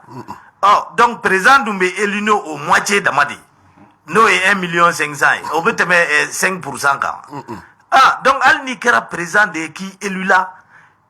toujours est-il que mo fitini de bibulo jamana kono donc ikanga mo wele ka faraika ni mo ke akagele ika se ka jamana mara donc allez Touré ski ka fo mi fo okay Touré mi fo ko ka menebe mi fo ka farao ka o de ka fanga daele parce que ski ka fo imbe kuye dumuni ko de yeba ni tala kuma be chaya ni bala bi dadi Mali politique yo di. I tɛ se ka kala ka kuma. Politique yɛrɛ de bi ten. I tɛ se ka kala ka kuma. An ma wele de fɛn di ma d'an ma. Donc gouvernement ka dayɛlɛ maa minnu bɛ opposition na u ka cadre décharge an t'a dɔn mun de u ka mɔgɔw wele k'u wele u ka na u fana ka dɔ dun c'est tout. Kuma wɛrɛ tɛ yen o. Sinon mankan tɛ ban. Sinon mankan ti ban u t'a dabila bon CEDEAO ni fɛn ninnu b'u appuyer olu de kan. I y'a faamu wa pour que k'a fɔ ko mɔgɔw murutilen don ainsi de k'a sɔrɔ murutili tɛ min don dɔrɔn fanga de ma dayɛlɛ kosɛbɛ u k'a dayɛlɛ o ye ne yɛrɛ ka conseil ye. O la ministre bɛ tɛmɛ 30 kan o la. Ghana ta man ca ministre 60 yan. Côte d'Ivoire 40 ko tɛ yan. Ministre mana caya dunbaga bɛ caya mankan bɛ dabila ne hakili la an bɛ mankanba de nɔfɛ. Mais est-ce que o ye faso jɔ ye maître. Faso jɔ dan de y'o ye faso bɛ se ka jɔ ni mankan cɛla. An bɛ fɛ mankan de ka dabila donc ni min bɛ mankan dabila o ka kɛ e ta tɛ a wari ye ne ta tɛ i y'a faamu wa n'i ye mɔgɔw wele bɛɛ da bɛ fanga ko la ça c'est quelque chose qui est important sema mɔgɔw ma wele yan e bɛ sema mankan mɛn sisan. u yɛrɛ bɛ ka u ka mɔgɔw u bɛ k'a fɔ ko hali u ka mɔgɔw bɛ checkpoint min na u k'u bɛɛ bila ko ka don faso ko olu bɛ ɲini ka ɲinɛ u ka rébellion yɛrɛ kɔ i ye problème ye yan donc ko in ye o de ye dɛ. Kasim, donc ni i da b'a la i ka kuma bɛ dɔgɔya. Ni da b'a la i ka kuma bɛ dɔgɔya ni da t'a la i bɛ kule c'est ça la vérité Mali politique y'o de. donc an ka siri ninnu wele an k'u wele yaasa dɔ ka bɔ mankan na. donc o ye kelen ye. filanan ye mun ye o weleli man k'a to ko mɔgɔ minnu sen bɛ suyɛnni kow ni fɛnw na k'olu minɛni ka dabila parce que problème ye min ye. n bɛ communiqué dɔw kalan Union africaine ni CEDEAO u b'a fɔ ko wayi ko justice bɛ ka politique mɔgɔw minɛ bon politique mɔgɔw de fana da bɛ jamana wariko la donc olu dɔrɔn de bɛ se k'a ta sinon maa min da t'a la o bɛ se k'a ta. i t'a ye yɛrɛ. voilà donc ni min y'a ta k'o ɲininka justice la o tɛ se ka kɛ problème ye o tɛ jamana wɛrɛ ka sira ye voilà bon donc maintenant n'an y'o kɛ. O b'an yɛrɛ dɛmɛ an ka wulikajɔ la parce que wulikajɔ in kɔfɛsegi tɛ yen bilen dɛ k'a fɔ k'anw de b'a ta CEDEAO ka dabada ma walima tubabuw ka dabada ma o banna n'an sigira an ko o la dɔrɔn o y'an ta tiɲɛnen jamana tɛ libéré bilen sécurité tɛna bilen an bɛ segin an kɔ de. mais ni kalata kɛra ni mɔgɔ wɛrɛ min nana n'o segira a kɔ dun. n bɛ min f'i ye ne m'a fɛ yen ko ni maa min m'anw ka sira in ta n k'o bɛ bin wa. u y'o fɔ. hali président kura min n'a sigira n'a ko a bɛ sira yɛlɛma an b'a tile a tɔn tile. a tɛ se ka yɛlɛma. a tɛ se ka yɛlɛma bilen o c'est fini.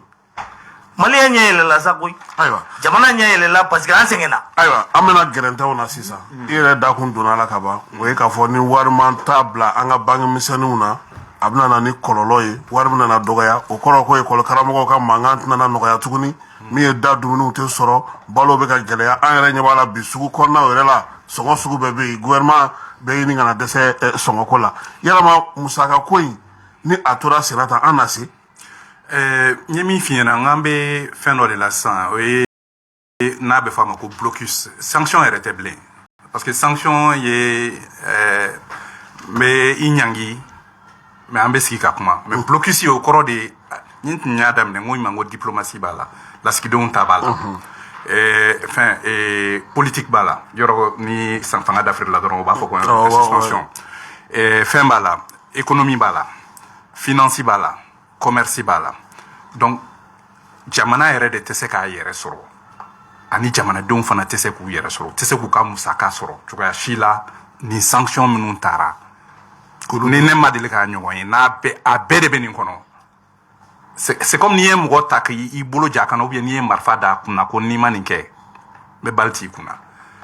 a bɛɛ de bɛ nin kɔnɔ sisan an bɛ guerre wɛrɛ de la nin ye guerre économique diplomatique de a bɛɛ de ye nin ye c'est pour cela il faut k'an ka fɛɛrɛ ɲini ka bɔ nin ko in kɔnɔ na barisa frontière datuguni ninnu n'i ye anw ka sɔrɔ lajɛ jamana in kɔnɔ Mali kɛmɛ sarada la 60 o bɛ san ni feere de la a bɛ fɔ min ma an bɛ min feere kɔfɛ n'a bɛ fɔ ma exportation ani an bɛ min san kɔfɛ n'a bɛ fɔ ma ko importation bon an ka client n y'a f'i ɲɛna an ka client 3 belebeleba 3 a bɛ daminɛ Sénégal de fɛ an ka minan an yɛrɛ ka camion dɔw jɔlen don ko hali ni u ye san kɛmɛ kɛ olu bɛ Sénégal kɔnɔ mais camion Ko bɛ tɛ taa an fan ni wɛrɛ Sénégal cɛ k'u bɛ Sénégal kɔnɔ. minimum 200 tile kɔnɔ mais o bɛɛ jɔlen don tile kelen e ka mɛ a bɛ ɲini ka tile 15 bɔ sa ou bien o ye Sénégal dɔrɔn ye Côte d'Ivoire t'o la fɛn Cotonou t'o la fɛn Benin t'o la Togo t'o la Burkina t'o la bon n'i ye anw ka musaka yɛrɛ dun ye jamana musaka bɛ sɔrɔ min na an bɛ sanu de feere kɔfɛ bon sanu o problème t'o la ten kosɛbɛ barisa sanu tɛ feere la CEDEAO kɔnɔna la sanu bɛ feere la Afrique du Sud ani fɛn Suisse mais sanu san 2020 na an ye sanu min feere a ka ca kosɛbɛ dɛ a bɛ miliyari 200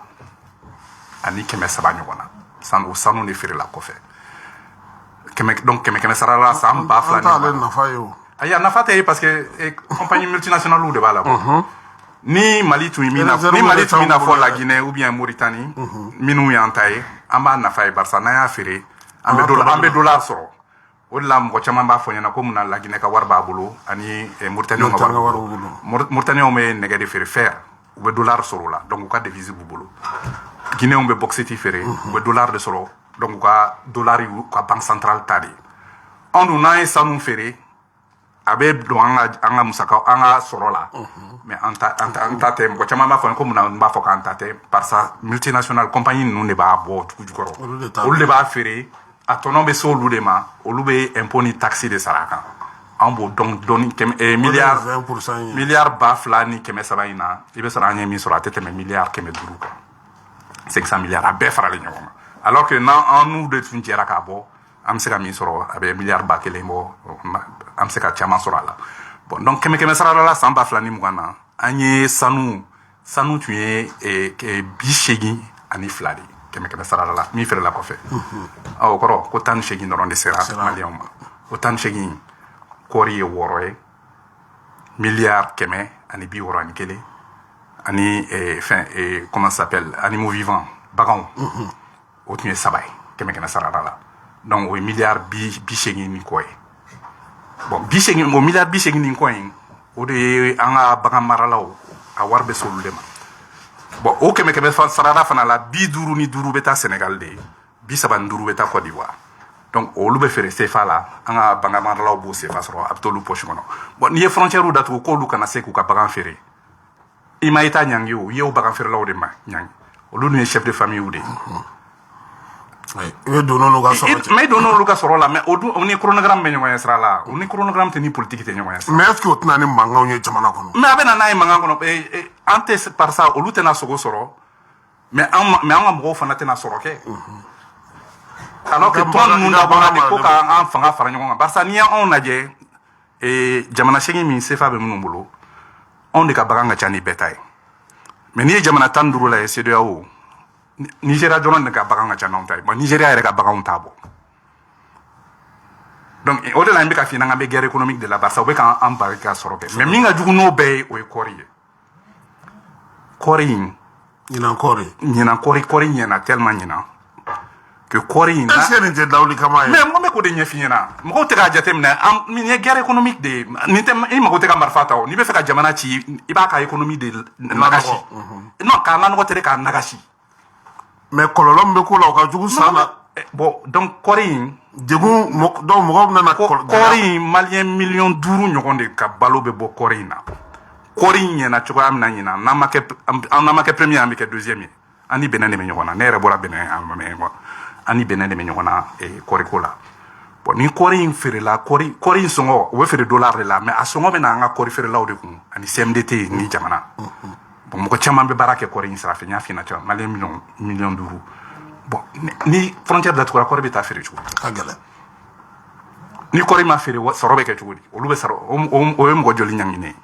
o ni chronogramme bɛ ɲɔgɔn ye sira la o ni politique tɛ ɲɔgɔn ye sira la o ye maliyɛnw ka sɔrɔ de ye i y'a faamuya donc gɛlɛya bɛ na o sira de fɛ mais n y'a f'i ɲɛna fana k'an ka sɔrɔ la n ko 100 sara la 60 o ye sanni feere ye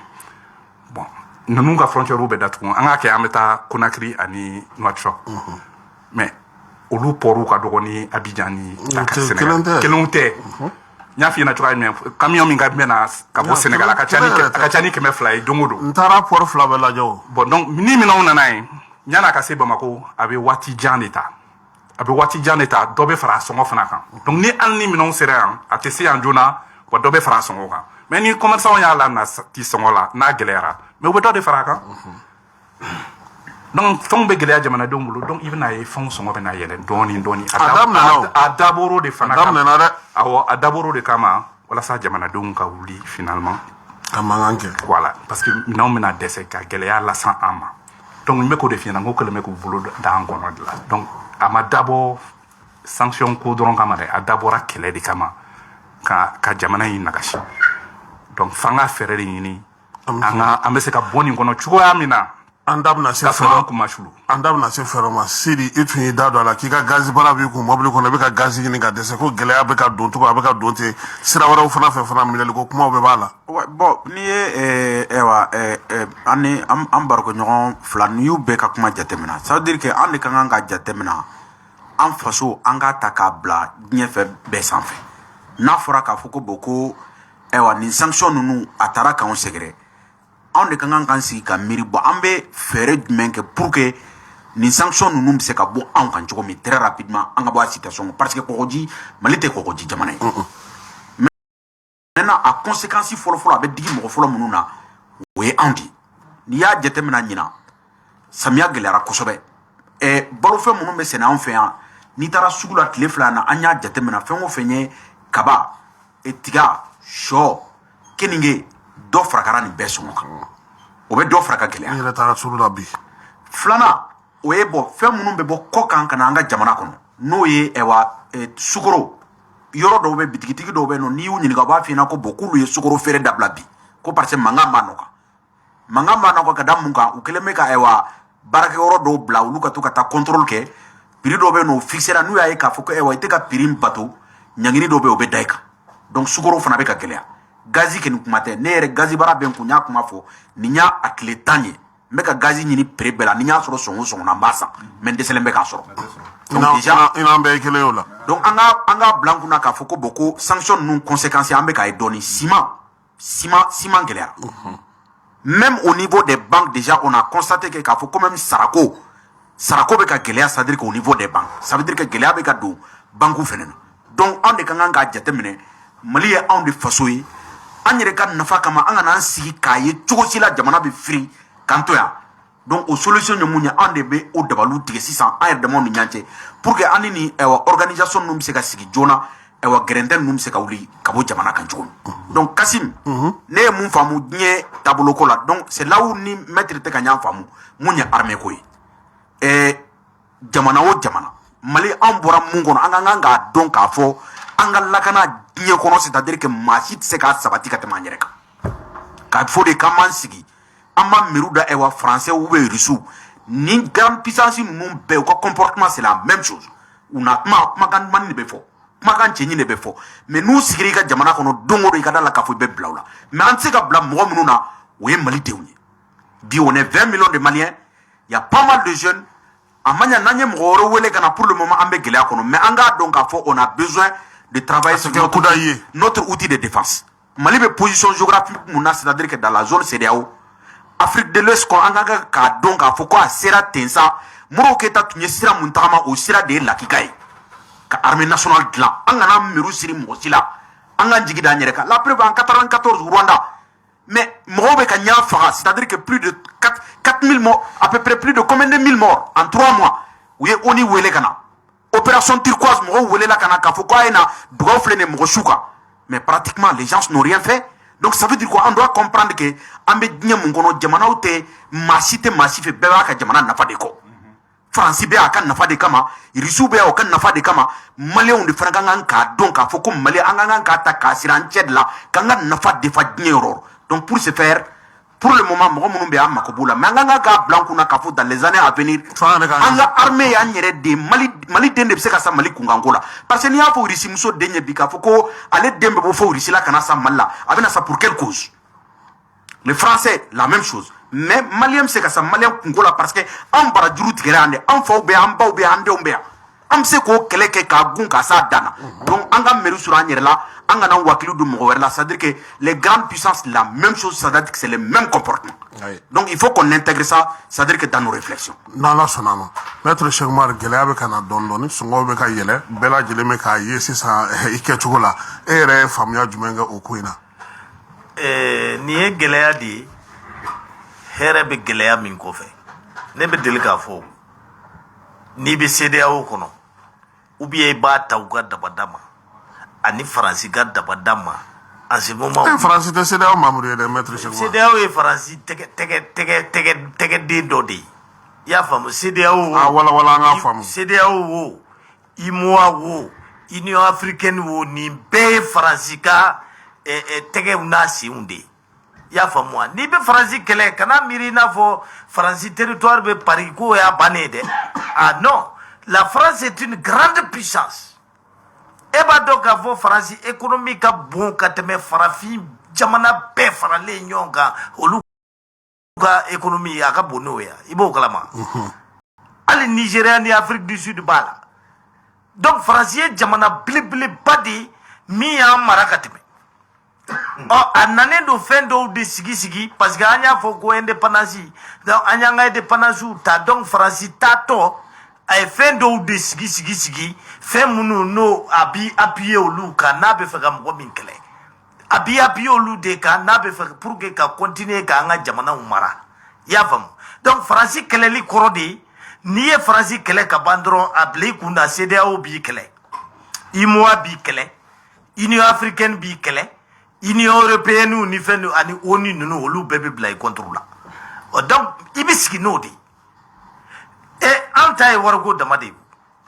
jamanaw bɛ yen jamana minnu n'a y'a sɔrɔ la n'olu ye marifa de ta Faransi kama olu ye gɛrɛntɛ min sɔrɔ an m'o sɔrɔ mais o gɛrɛntɛ kɔfɛ hɛrɛ nana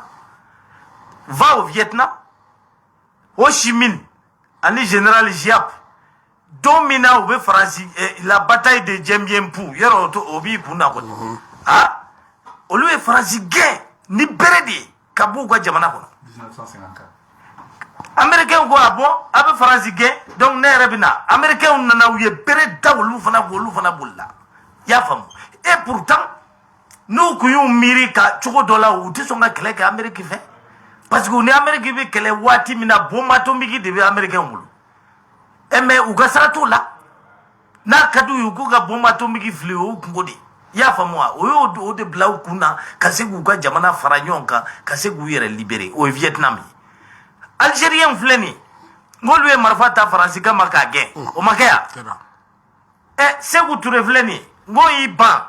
communauté franco-africaine na hali mɔgɔw bɛ k'a fɔ ko Modibo Keyita ye tubabu gɛn Modibo Keyita ma girin ka tubabu gɛn koyi tubabu ko farafinw ma ayiwa a y'a lajɛ an ka jɛ ka communauté franco-africaine dilan an bɛɛ bɛ kɛ faransɛw ye anw yɛrɛ fana ye faransɛw i y'a faamu donc o la o ka fisa ni a bɛɛ k'a fɔ k'a bɛ indépendance ta n ko farafin bɛɛ sɔn n'o ma fo Sékou Touré Sékou Touré ko ale t'a la ale dɔrɔn de y'o fɔ tɔ bɛɛ sɔnna hali Modibo Keyita bon donc i k'o yɔrɔ faamu k'a fɔ tiɲɛ don kɔfɛ an kɛlen ka indépendance ni fɛnw ta an ye tubabuw libérer mais ni ni tubabuw bɛ kɛlɛ la i bɛ sigi n'a a kɔlɔlɔ de ye a kɔlɔlɔ dɔ de ye nin embargo ye mais nin embargo tɛ fɛn ye min bɛ se ka mɛn walima min ko a tɛ dabila a dabilatɔ don wa a bɛ dabila anw ka yɛlɛ de kan parce que a daminɛna anw ka ɲɛkumu de kan kɔlɔlɔ kɔfɛ hɛrɛ de bɛ yen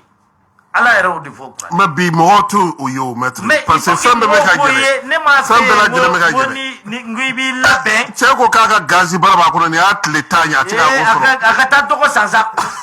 mais gazi t'i bolo yanni gazi kun ka na dɔgɔ tɛ yan i tɛ taa kungo la i ka taa dɔgɔ san yanni waati dɔ ka tɛmɛ yan n'i ko i t'olu muɲu i bɛ to jɔnya de la koyi ne m'a fɛ waati jan k'i labɛn furufuru ni basi dun kama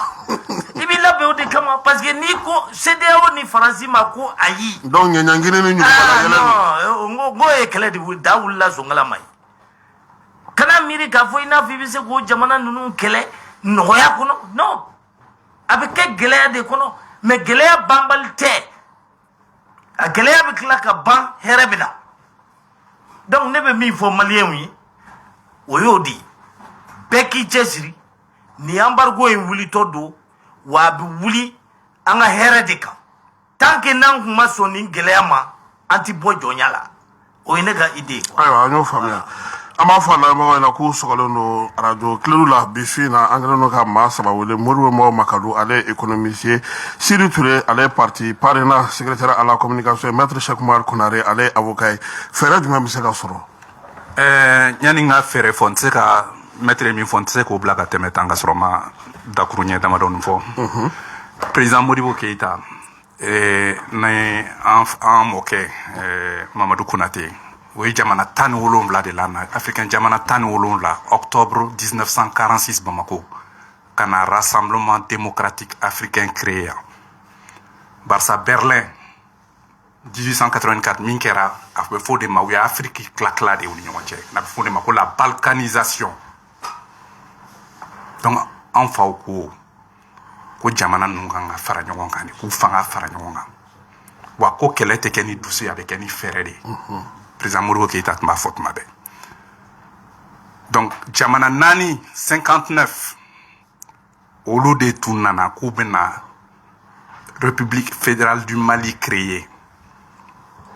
Burkina b'o la Benin b'o la Sénégal b'o la Soudan n'a tun bɛ wele Soudan ni Mali do bi o jamana 4 de tun don Burkina tun ye Haute-Volta ye Burkina tun ye Haute-Volta ye Benin tun ye Dahomey u y'u jija ko o jamana 2 b'o la an kɛrɛfɛ jamana dɔ y'i sen dɔ la ka to tun bɛ tubabuw ka baara la ka olu sen bɔ a la donc a tɔ tora Mali ni Sénégal ye wa Mali ni Sénégal faralen ɲɔgɔn kan usine min tun bɛ yen a tun tɛ Afrique de francophone fansi c'était le pays le plus industrialisé dans l'espace francophone donc mɔgɔw tun t'u kun fɛ u tun b'a dɔn u bɛ min kɛ la o de la référendum de 58 la président Modibo ko ka voté oui barisa a tun bɛ fɛ ka jamana ninnu fara ɲɔgɔn kan de barisa a y'a fɔ ko Mali ye kɔnɔna jamana ye il faut k'an ka fara an ni tɔw ka fara ɲɔgɔn kan walasa an fanga ka bonya donc n bɛ fɛ k'o yɔrɔ de la clé bon fɛɛrɛ bon fɛɛrɛ min bɛ se ka sɔrɔ nin na sisan surtout musaka ko ta sinon non musaka ko ta Siri ko sara tigɛ kɛ fo ka ne dusu fo ka n ja tigɛ non wariko in a bɛ wariko bɛna gɛlɛya barisa an ka warisoba diɲɛ jamana bɛɛ warisoba in ne y'a f'i ɲɛna ale de bɛ wari billet dilan ale de bɛ wari pièce dilan wa ale de bɛ wari juru don bankuw la n'a kɛra tan an t'an ka wari dilan bon o ye solution dɔ ye an bɛ se ka to CEDEAO la k'an ka wari dilan CEDEAO tɛ dɛ UEMOA de parce que an bɛ wari min b'an bolo sisan o ye CFA de ye o bɛ dépend BCEAO de la BCEAO bɛ dépend UEMOA de la UEMOA n'o siège Union économique et monétaire ouest africaine o siège bɛ Ouagadougou o créera le 10 janvier 1994 janvier kalo tile 10 san 1994 ani 4 o créera Ouagadougou mais ɲan'o ka kɛ CFA créera le 12 mai 1962 tɔn dɔ la n'a bɛ fɔ o ma ko Union monétaire ouest africaine UMOA jamana 6 de tun don Mali y'a signé mais Mali m'a ratifié donc nin kɛra i hakili to a la dɛ n kɛra mai kalo tile 12 san 1932 31 juillet et 1er juillet Mali y'a ka franc CFA créé franc malien créé donc an ma sɔn o la gɛrɛntɛ de nana o de la u de nana k'a fɔ ko an ka maliyɛn wari tɛ kɛ foyi ye u y'an ka fɛn bɛɛ saboté n'o tɛ première république ye usine min créé a ka ca ni 40 ye an ka compagnie commerciale tun b'an bolo an ka armée tun b'an bolo avec des armements lourds on avait une flotte aérienne an ka armée ɲɔgɔnna tun ka dɔgɔ yan anw de ye algériens dɛmɛ k'u ka indépendance sɔrɔ anw de ye Mandela nana yan 62 Mandela nana yan 62 kana président Modibo rencontré a ye dɛmɛ k'a ye wari tun tɛ kɛsu la an fa Atayer a ye ci bila a ma ko dɛmɛ a lajɛ min bɛ kɛsu la i ka dɛmɛ kɛ ninnu ye ka tila ka passeport dɔw fana d'u ma u ka se ka ANC mɔgɔw donc Mali ye mɔgɔw bila ka taa Tanzanie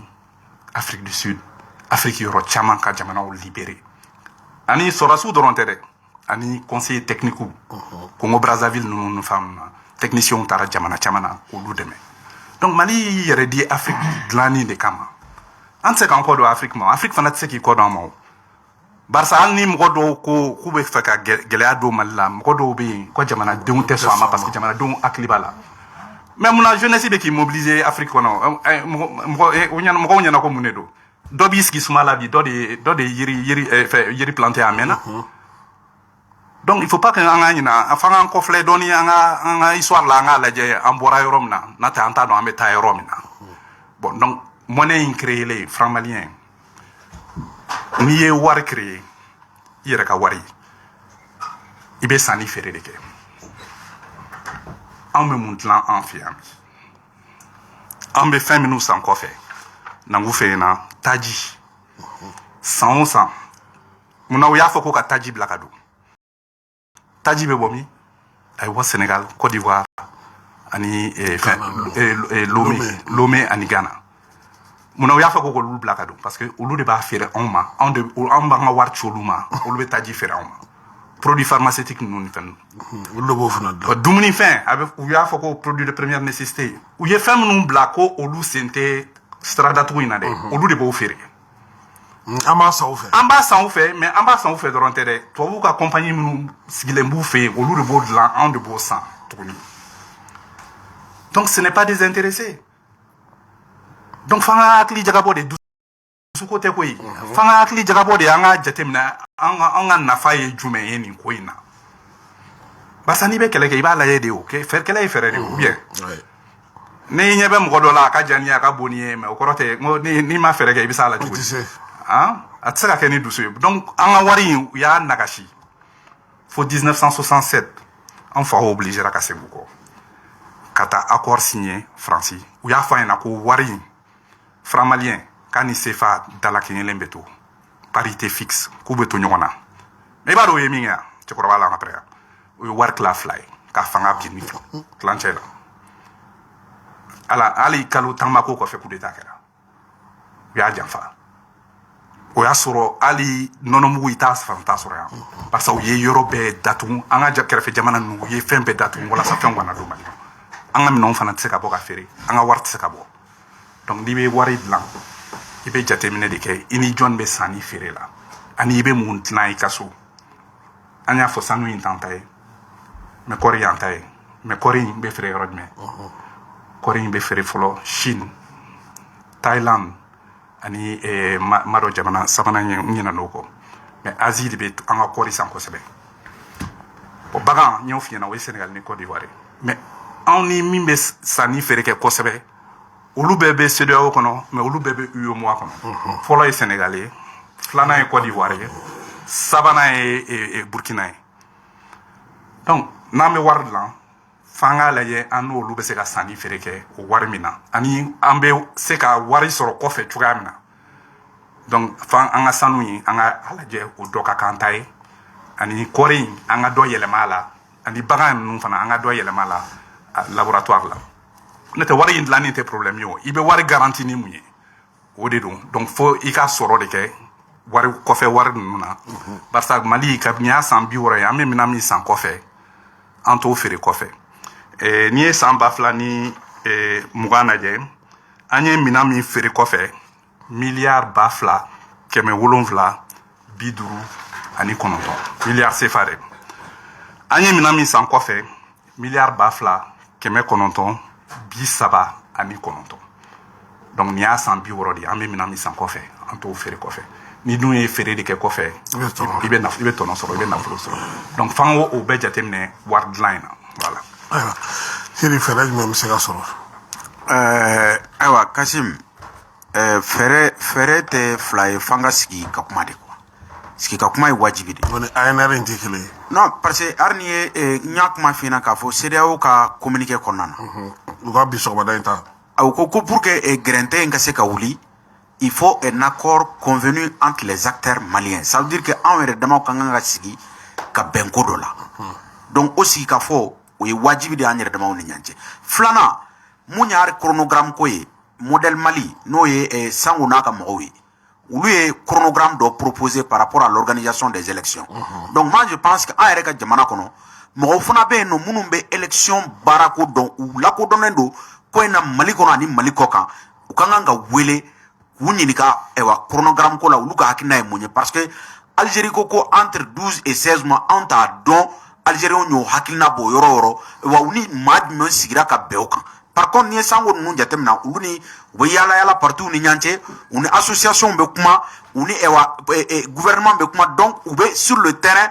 a chronogramme ko la n'olu ye fɛn o fɛn fɔ an bɛ se k'an sɔnni sigi o kan parce que o ye lakika de olu ka baara de ye élection labɛnni ko ye k'a fɔ de ko baara ninnu ka dɔnbagaw tɛ Mali kɔnɔ o ye nkalon de ye mais fɛn mun b'an jɛ dɔrɔn an yɛrɛ damaw yɛrɛ de bɛ yan voilà a dɔnbagaw bɛ yan donc mun ɲin'an fɛ dɔrɔn an yɛrɛ damaw k'a lajɛ an ka sigi an ka kuma an ka chronogramme raisonnable consensuel an ka bɛn o kan et dégager une feuille de route ka t'o yira. donc Siri n'i ye faamuya sa aw ka préoccupation élection de ye quoi. Non, on a préoccupation de sanction. Nous, on a dit au parrainage qu'il faut travailler pour le retour à l'ordre constitutionnel. Parce qu'on a fait depuis très longtemps qu'il faut que délai mon fora, Djongonala, délai se respecte. Maintenant, on sait que Bara Dumengue, que Lakana Sabati, Jamana Fande. Lakana Mana Sabati, même en ce moment-là, on sait que Ferro, on sait que Segui Sara, Sumba, qu'on a dit. Quand faut que ko on y est, on sonne Sigaka et Karan, Kofoko, élection à Kenny Watina. On y'o jateminɛ kɛ k'a yira k'a fɔ k'a tɛ se ka kɛ mais an ka baara kɛ an bɛ se ka segin sariya sunba kɔnɔ cogo min donc an bolo o baara tɛ se ka kɛ ni lakana de ma sabati jamana fan bɛɛ mais mun an bɛ problème mun kɔnɔ sisan o ye baloko ani sɔrɔ bosoliko de donc an k'o fɛɛrɛw de latigɛ joona walasa gɛrɛntɛ bɛ se ka wuli ka bɔ jamana kan parce que maliyɛnw ni ɲangini ninnu u n'a man kan donc politique mɔgɔw an k'a lajɛ an ka sigi an ka kuma CEDEAO fɛ walasa gɛrɛntɛ ninnu bɛ se ka wuli cogo min. Maître ko fɛrɛ jumɛn bɛ se ka sɔrɔ. Pour que i ka fɛrɛ fɔ il faut savoir d'abord kun jumɛn na gɛrɛntɛ sigira an kan u ko k'olu ka sira tɛ Mali sécurité ko la u ka sira tɛ Mali politique ko la u ka sira tɛ foyi Mali gouvernance ko la olu kɔni ko dɔrɔn le 27 février élection ka kɛ point final o élection ɲɛna o olu ka sira t'a la. est-ce que 27 février b'u da kɔnɔ tugun. ayi n ka y'an fasa ja de pour que u k'o kuma bila sinon sanction kun ye mun ye parce que u b'a dɔn a tɛna kɛ le 27 février donc o de y'a kun ye donc ko sisan calendrier dɔ ka di olu ma min ni a bɛ fɔ ko président bɛ sigi nin na. Jamana basigira jamana ma basigi o t'olu ka sira ye mɔgɔ min b'o f'i ye e kan k'o lamɛn ni ne ye président ye ne t'i lamɛn o n'a ka di ye kana da frontière ma dɛ ne bɛ san 7 yɛrɛ de fɔ n tɛ taa fo a ka ɲɛ ni jamana dilanna ka ɲɛ waati min na sécurité nana i y'a faamu wa an bɛ sɔrɔ ka élection. maître maa bɛ sécurité na waati dɔn. mɔgɔ b'a dɔn kɛ. cogo di. n'i ye sécurité nali sira ta sécurité bɛ na kɛ. Mais même n'i ye 100 ans kɛ même n'i ye président 100 élu n'u ma sécurité nali sira ta sécurité tɛ na o mun de kosɔn yɛlɛma bɛ ka don Mali sécurité ko la sisan parce que sira dɔ de taara sira min n'o y'a ɲuman ye n b'u ko de ko an ka n'o fana ta. wulikajɔ min bɛ sɔrɔdasiw bolo kɛnɛ. wulikajɔ min bɛ sɔrɔdasiw bolo u taara mɔgɔ wɛrɛw minnu nɔfɛ k'o ka n'u dɛmɛ n'o ye Russes ni Wagner ni fɛnw k'o kana kɛ olu minnu échouera. San 8 u ma se ka foyi bɔ an ka problème na k'olu de ka to yen ko an ka ɲɛ tugu o kan donc an ka élection kɛ o élection kɛli tɛ dɔwɛrɛ ye koyi olu bɛ dɔ ta a tɛgɛ ma dɔrɔn k'o tigi sigi c'est tout u mago foyi tɛ Mali la a ɲɛna an bolo a ma ɲɛ an bolo ils s'en fichent bon ni mɔgɔ min y'o ɲɛ yir'i la e kan k'o lamɛn wa i man k'o lamɛn n'i b'i ka jamana fɛ i man k'o lamɛn u yɛrɛ bɛ k'a fɔ ko démocratie min yɛrɛ démocratie yɛrɛ bi yan. Bien la élection na a pété élection galon dilannen ye ko élection a résultat fɛn fɛn bɛ yen mɔgɔw de bɛ t'u jɔ école da la dɔrɔn ni wari bɛ bɔrɛ kɔnɔ u bɛ to ka mɔgɔw wele 400 1000 3000 on dirait du bétail ça c'est des élections an y'o dama de ye depuis 1992 fo bi n y'a f'i ye maa si ma élu jɛlenya la président dɔ de taatɔ b'a di président dɔ ma fo n'a tigi binna c'est tout élection kelen a ma dilan ka ɲɛ Mali la yan. I y'a faamu bon donc ne fɛ an ye sira min ta k'an ka jamana lakana n'an yɛrɛ ka moyens ye ani maa min y'an diya ka t'o tigi nɔfɛ an ka n'o sira bila filanan k'an ka jamana dilan de telle sorte que mankan kana wuli a élection ko la tugun an ka n'o sira bila ni CEDEAO na hali n'u ci 100 an kana sɔn u kana da frontière fermeli ma u ka fɛn wɛrɛ fermer min n'o tɛ kelen ye u bɛ tila k'a yɛlɛ adamaden gɛlɛya dɔ a tɛ komi n bɛ ka kuma ni dusu de ye dɛ dusuko tɛ dɛ sira dɔ de bɛ yen n'i y'a sira bila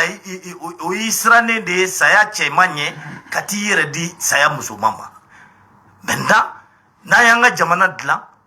n'a ka d'an ye an bɛ segin a CEDEAO n'a fɛnw na n'a man d'an ye an bɛ bɔ a la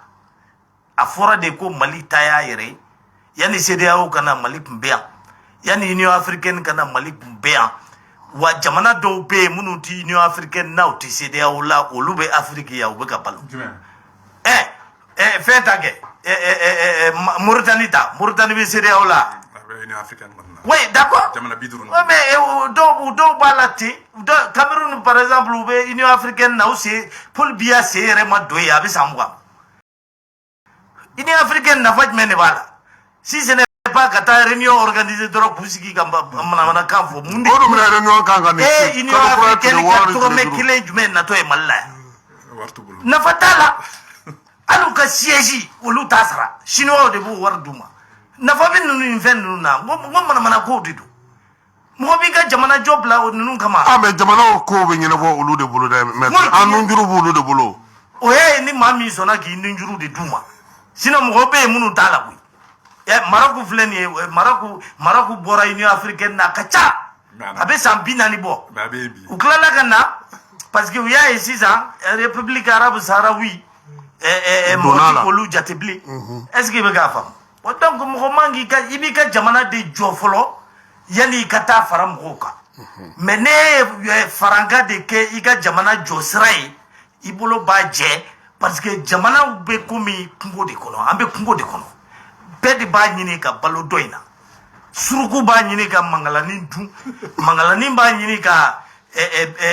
comment fɛn wɛrɛw dun donc c'est comme ça c'est la jungle ni jungle tɛ o cogo di aw bɛ Israël dɛmɛ olu bɛ bombe atomique sɔrɔ ni Iran ko k'a b'a ɲini a b'a fɔ ko ayi cogo di aw b'a ɲini ka taa aw bɛ taa bi Iraki ni fɛn ninnu kan ni Rusiw k'u bɛ bi Ukraine kan a b'a fɔ k'o tɛ kɛ cogo di an bɛ jɛ ka kulu sigi a bɛ fɔ ko mɔgɔ 5 dɔrɔn de bɛ yen ko ils ont le droit de veto o mun droit ni démocratie ye nkalon de don ce n'est pas vrai. mais maître o diɲɛ taabolo don diɲɛ taabolo o fanga min bɛ diɲɛ kɔnɔ bi na bɛɛ bɛ k'a ta olu ka dabada ma o bon donc o kɔrɔ de diɲɛ bɛ ka taa nkalon de kan o nkalon kɔnɔna na u kana na essayer k'u b'o k'an bolo tiɲɛ ye tiɲɛ tɛ o a démocratie yɛrɛ fana bɛ ten de tiɲɛ t'a la est ce que i bɛ k'a faamu donc an k'an ka jamana dilan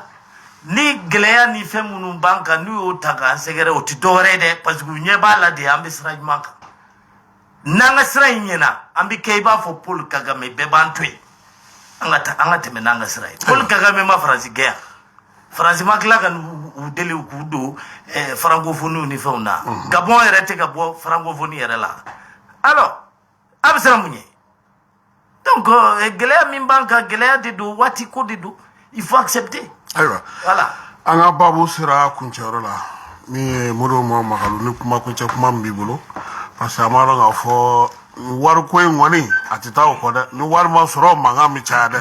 kuma caman de bɛ ale nɔfɛ Kasim ne kɔni ɲɛna sigiɲɔgɔn ko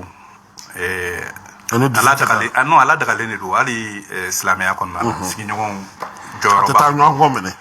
jamanaw tɛ taa ɲɔgɔn kɔ barisa u y'an ka jamanaw fara fara de n'i ye kɛnɛdugu ta Mali dɔrɔn tɛ Côte d'Ivoire dɔrɔn tɛ Burkina dɔrɔn tɛ o n'a ɲɔgɔnnaw hali Mauritanie mɔgɔw Modibo Keyita ni Senghor de sɔnna Mauritanie ka kɛ jamana ye n'o tɛ Maroc tun ko k'a tila jamana 3 ni ɲɔgɔn cɛ Algérie an y'u dɛmɛ Libye san 1993 Mali de ye Libye ka wari sara Banque africaine de développement na foyi tun tɛ Libye hali dumuni tun t'a sɔrɔ ka kɛ o de la Muammar Kadhafi ɲɛsin Mali ma ka télévision d'an ma ka na président Moussa Traoré voir ka avion chèque d'a ma ka taa Boeing fɔlɔ san an ka taa Boeing 727 Air Mali tɔgɔ la donc o n'a ɲɔgɔnnaw Algérie ni Maroc ka kɛlɛ labanna Bamako yan de Palais de Koulouba septembre 1963 Haile Selassie nana Éthiopie massacre moi et fin nana Ben Bella nana Algérie président folo Assane Den nana o kɛlɛ banna Bamako yan donc Mali tɛ jamana fitini ye Mali ye jamana ba de ye Afrique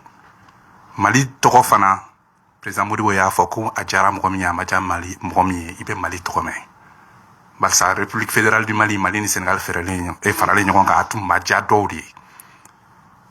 wa Mali tɔgɔ in halisa a ma bɛn mɔgɔ dɔw ma barisa a b'an hakili lajigin an bɔra mɔgɔ minnu na barisa a tun b'a ta Sénégal fo Tchad donc f'an ka miiriw bɛɛ de la k'a fɔ an bɔra mɔgɔbaw de la mais Afrique jamana si tɛ yen bi k'i kelen bɛ taa k'e ye jamana miliyɔn 21 ye k'e b'i ka sira sɔrɔ Mali kɔnɔ bi CEDEAO ni CEDEAO bɛɛ tun farala ɲɔgɔn kan Nigeria kelen dɔrɔn na ye Nigeria maa 1,210 de bɛ Nigeria CEDEAO ka sɔrɔ la Nigeria kelen ye 100 sarala 70 de pétrole ils sont premiers producteurs africains 1 million et demi de barils jongo do premier producteur d'arachide premier producteur de tomates premier producteur de ceci de cela a bɛɛ de bɛ yen ni mɔgɔ kan k'i fara ka bɔ jamana tɔw la Nigeria de bɛ se k'a kɛ bi mais ni Afrique de l'Ouest jamanaw bɛɛ farala ɲɔgɔn kan bi diɲɛ kɔnɔ anw de bɛ kɛ 4nan ye jamanadenw na 400,000 ni kɔ sɔrɔ la diɲɛ kɔnɔ anw de bɛ kɛ jamana 18nan ye mais gɛrɛntɛ min selen ma jamana ɲɛmaaw fɛ CEDEAO jamana ɲɛmaaw fɛ a ma bɛn a ladagalen tɛ a tɛ texte kɔnɔ wa an bɔra politiki sira kɔnɔ an bɛ ka don sira wɛrɛ de kɔnɔ min ma bɛn donc il faut que vraiment maliyɛnw k'u tɛgɛ di ɲɔgɔn ma walasa an ka minnu bɛ k'an kɛlɛ kɔfɛ an k'olu fana kɛlɛ walasa maliyɛnw ka fara ɲɔgɔn kan maliyɛnw ka fara ɲɔgɔn kan k'u tɛgɛ di ɲɔgɔn ma an ka bɔ nin gɛlɛya in kɔnɔ parce que an dɛmɛ mɔgɔw b'an kɛrɛfɛ minnu b'an ka ko la minnu bɛ fɛ k'an dɛmɛ donc an kana ɲinɛ an dɛmɛbagaw kɔ minnu b'an kɛrɛfɛ donc voisinage in a bɛ daminɛ o de fɛ donc ne kɔni b'a ɲini an ka nin ko in lajɛ an bɛ se ka sigi cogoya min na ka kuma an yɛrɛ dama ni ɲɔgɔn cɛ ani an voisinw ni ɲɔgɔn cɛ n'o ye africain jamanaw ye an ka se ka bɛn ko la bien vrai que u binna an kan Sidi i ka kuma kuncɛ kuma kuma kuncɛ kuma na ayiwa an ka dɔn k'a fɔ depuis 2012 anw de bɛ gɛlɛya kɔnɔ ayiwa gɛlɛya in ni dɔ de bɛ ka fara kan parce que hali ni ɲangini mun filɛ ka dan kan sisan nɔ a bɛna dɔ fara kan an ka gɛlɛyaw de kan parce que n'an bɛ se an ka sɔrɔkɔ ma a bɛ dɔ fara kan gɛlɛyaw de kan parce que mɔgɔ minnu bɛ ayiwa u nin di pour que ka se ka jamana lakana n'a fɔra ko bon ko souvent ko gɛlɛyaw bɛ sɔrɔ olu ka hali musakako la o bɛɛ bɛ na ni gɛlɛya dɔ ye donc an k'a lajɛ an ka miiri jamana sɛgɛnna depuis 2012 jamana bɛ gɛlɛya kɔnɔ mais o gɛlɛya solution a fɔlɔfɔlɔ o bɛ maliyɛnw yɛrɛ damaw de ɲɔgɔn cɛ ça veut dire que anw yɛrɛ damaw de ma bɛn ko la o de y'a kɛ bi ɲɛsɛra na donc Kasim an k'an sigi an k'a lajɛ halisa an ka furuku bɛnbaliya min b'an ni ɲɔgɔn cɛ an ka solution ɲini o na mais fɛn dɔ fana bɛ yen nɔ an k'o fɔ ɲɔgɔn ye k'a fɔ ko mɔgɔ t'i sigiɲɔgɔn choisi bi an bɛ zone CEDEAO de kɔnɔ Mali ye jamana ye mun ka vocation ye intégration africaine ye président Modibo Keyita a ye nin kɛlɛ kɛ donc an bɛ yɔrɔ min bi an b'a fɔ k'an bɛ mondialisation de kɔnɔ k'a fɔ de ko k'an yɛrɛ an kelen bɛ se ko la ne ma d'a la bi k'a fɔ Mali kelen bɛ se ko la donc on a intérêt c'est-à-dire que ka to ensemble ba ninnu kɔnɔ n'o kɛra parce que an b'an ka intérêt défend de kɔnɔ Mali ye tungaranke jamana de n'i y'a jateminɛ bi maliyɛn caman ba de bɛ c'est-à-dire que zone CEDEAO kɔnɔ donc on a aucun intérêt pour que mankan ka tɛmɛ ayiwa an ni nin organisation in cɛ o de y'a kɛ an ka kan ka fɛɛrɛw ni dabaliw tigɛ rapidement pour que ka se ka bɔ a gɛlɛya kɔnɔ cogo min donc o solution tɛ dɔwɛrɛ ye fo maliyɛnw yɛrɛ damaw de ka sigi ka kuma ka bɛn ko la. ayiwa i ni ce maître Cheikh kuma kuncɛ kuma voilà kuma kuncɛ kuma la a tɛ komi ne bɛ k'a fɔ ko Mali ye États-Unis ɲɔgɔn de ye ko an bɛ se an yɛrɛ kɔrɔ fɛn bɛɛ la koyi ne m'o fɔ dɛ ne ko de an ye sira dɔ de ta n'o ye yɛrɛma hɔrɔnya sira ye o sira min taara n'o ye fasojɔ sira ye an ka o waati gɛrɛntɛ muɲu parce que au sira i tɛ se k'o ta ka sɔrɔ gɛrɛntɛ ma b'i kan parce que o sira kɔrɔ de ye k'e bɛna fɔ tubabuw ma ko ayi o kɔrɔ de ye donc k'e bɛna fɔ CEDEAO ni Union africaine ninnu ma ko ayi parce que olu bɛ min nɔfɛ i ka élection kɛ sini maa dɔ kana sigi dɔrɔn ten hali n'o tigi tɛna foyi kɛ i y'a faamu wa bon donc n'i y'o sira ta i b'o gɛrɛntɛ muɲu o waati kɔnɔ n'o waati tɛmɛna o y'a sɔrɔ i ka jamana dilan gɛrɛntɛ bɛ wuli parce que i bɛna président sigi i y'a faamu wa o de ye ne ka idée ye a tɛ komi ne ko mɔgɔw ka to gɛrɛntɛ la bada ne m'o fɔ dɛ mɔgɔ tɛ se k'o kɛ waati ko de don min tɛ tɛmɛ san 2 san 3 dans la vie d'un pays o ye mun ye n'an dɛsɛra k'o muɲu ko fo an ka sɔn de mɔgɔw ka kuma ma mɔgɔ minnu t'a fɛ a ko ka dilan bon n'an sɔnn'o ma donc vraiment o kɔrɔ ye k'a fɔ an tɛ fɛ ka bɔ jɔnya la donc ne bɛ fɛ an ka bɔ jɔnya de la o de ye ne ka idée ye wa n'i bɛ fɛ ka bɔ jɔnya la jɔn n ko jɔn n ko dumuni de bɛ d'a ma fu la fini tɛ d'a ma fu la muso tɛ furu ka d'a ma fu la mais n'a bɛ fɛ ka bɔ jɔnya la n k'a bɛ jɛ nin bɛɛ de kɔ a bɛ taa ɲini a yɛrɛ de a bɛ se ka kɛ a t'a sɔrɔ yɛrɛ i ye problème ye yan donc k'i miiri to ko wa an dépendant don ninnu na ninnu bɛ nin wari kɛ ta do ta bɔ kɛ olu miiri ninnu to i kun na fo k'i sa i tɛ bɔ jɔnya la i bɛ ɲinɛ olu kɔ de n'a ka d'u ye u k'a di n'a ka d'u ye u kana di dugukolo bɛ yan ji bɛ yan ɲɔ bɛ yan malo bɛ yan furufuru bɛ yan mɔni bɛ yan voilà. an b'aw bɛɛ lajɛlen fo k'a waleɲuman dɔn min ye Modibo Mawo Makalu an b'a fo k'a waleɲuman dɔn ale ye économiste ye Sidi Ture an bɛ yɛrɛ fo k'i waleɲuman dɔn min ye parrainant an b'a ɲɛmaaw fana fo grand frère ni n y'a dɔn o na gɛɲɛ jigi tile 2 yɛrɛ fɔlɔ maître Cheikh Umaru Konare an bɛ yɛrɛ fana fo k'i waleɲuman dɔn Amara Kone ko ale tun bɛ Alex ka fara Keba Jalo kan olu y'a fili bɔlɔlɔ sanfɛ diɲɛ bɛɛ bɛ se ka an ye cogo min na maître ayiwa an ka tila k'o tɔ fɔ parce que dɔw ye bataki dilan ka na Modibo ko ka i fana numéro fana du fana ma maliyɛn minnu bɛ n t'a dɔn dugu yɛrɛ tɔgɔ bɔra kɔnɔ n bɛna tila k'a lajɛ olu fana ko ka sɛn parce que u ka message bɛ ka tɛmɛ u bɛ ka fɛnw caman ci quoi an bɛ bi ta bila yan ka bɛɛ lajɛlen fo ka bɛɛ lajɛlen waleɲuman dɔn n'Ala sɔnna ma alamisa wɛrɛ débat politique an bɛ t'o kɛ Segu ka kɛ ni festival sur le Niger ye samedi don ani Ibrahima Kebe an n'ale bɛ ɲɔgɔn sɔrɔ an ka bɛn kɛnɛ kan midi 13h n'Ala sɔnna ma nin babu kelen in don jamana gɛlɛya bɛ se ka ban cogo min ye CEDEAO ni Union africaine ye ka fara sɔngɔw gɛlɛya kan ani Ibrahima Kebe fana bɛ ɲɔgɔn sɔrɔ la midi wagati samedi don a k'an bɛn alamisa wɛrɛ ni Ala n'a kira sɔnna ma.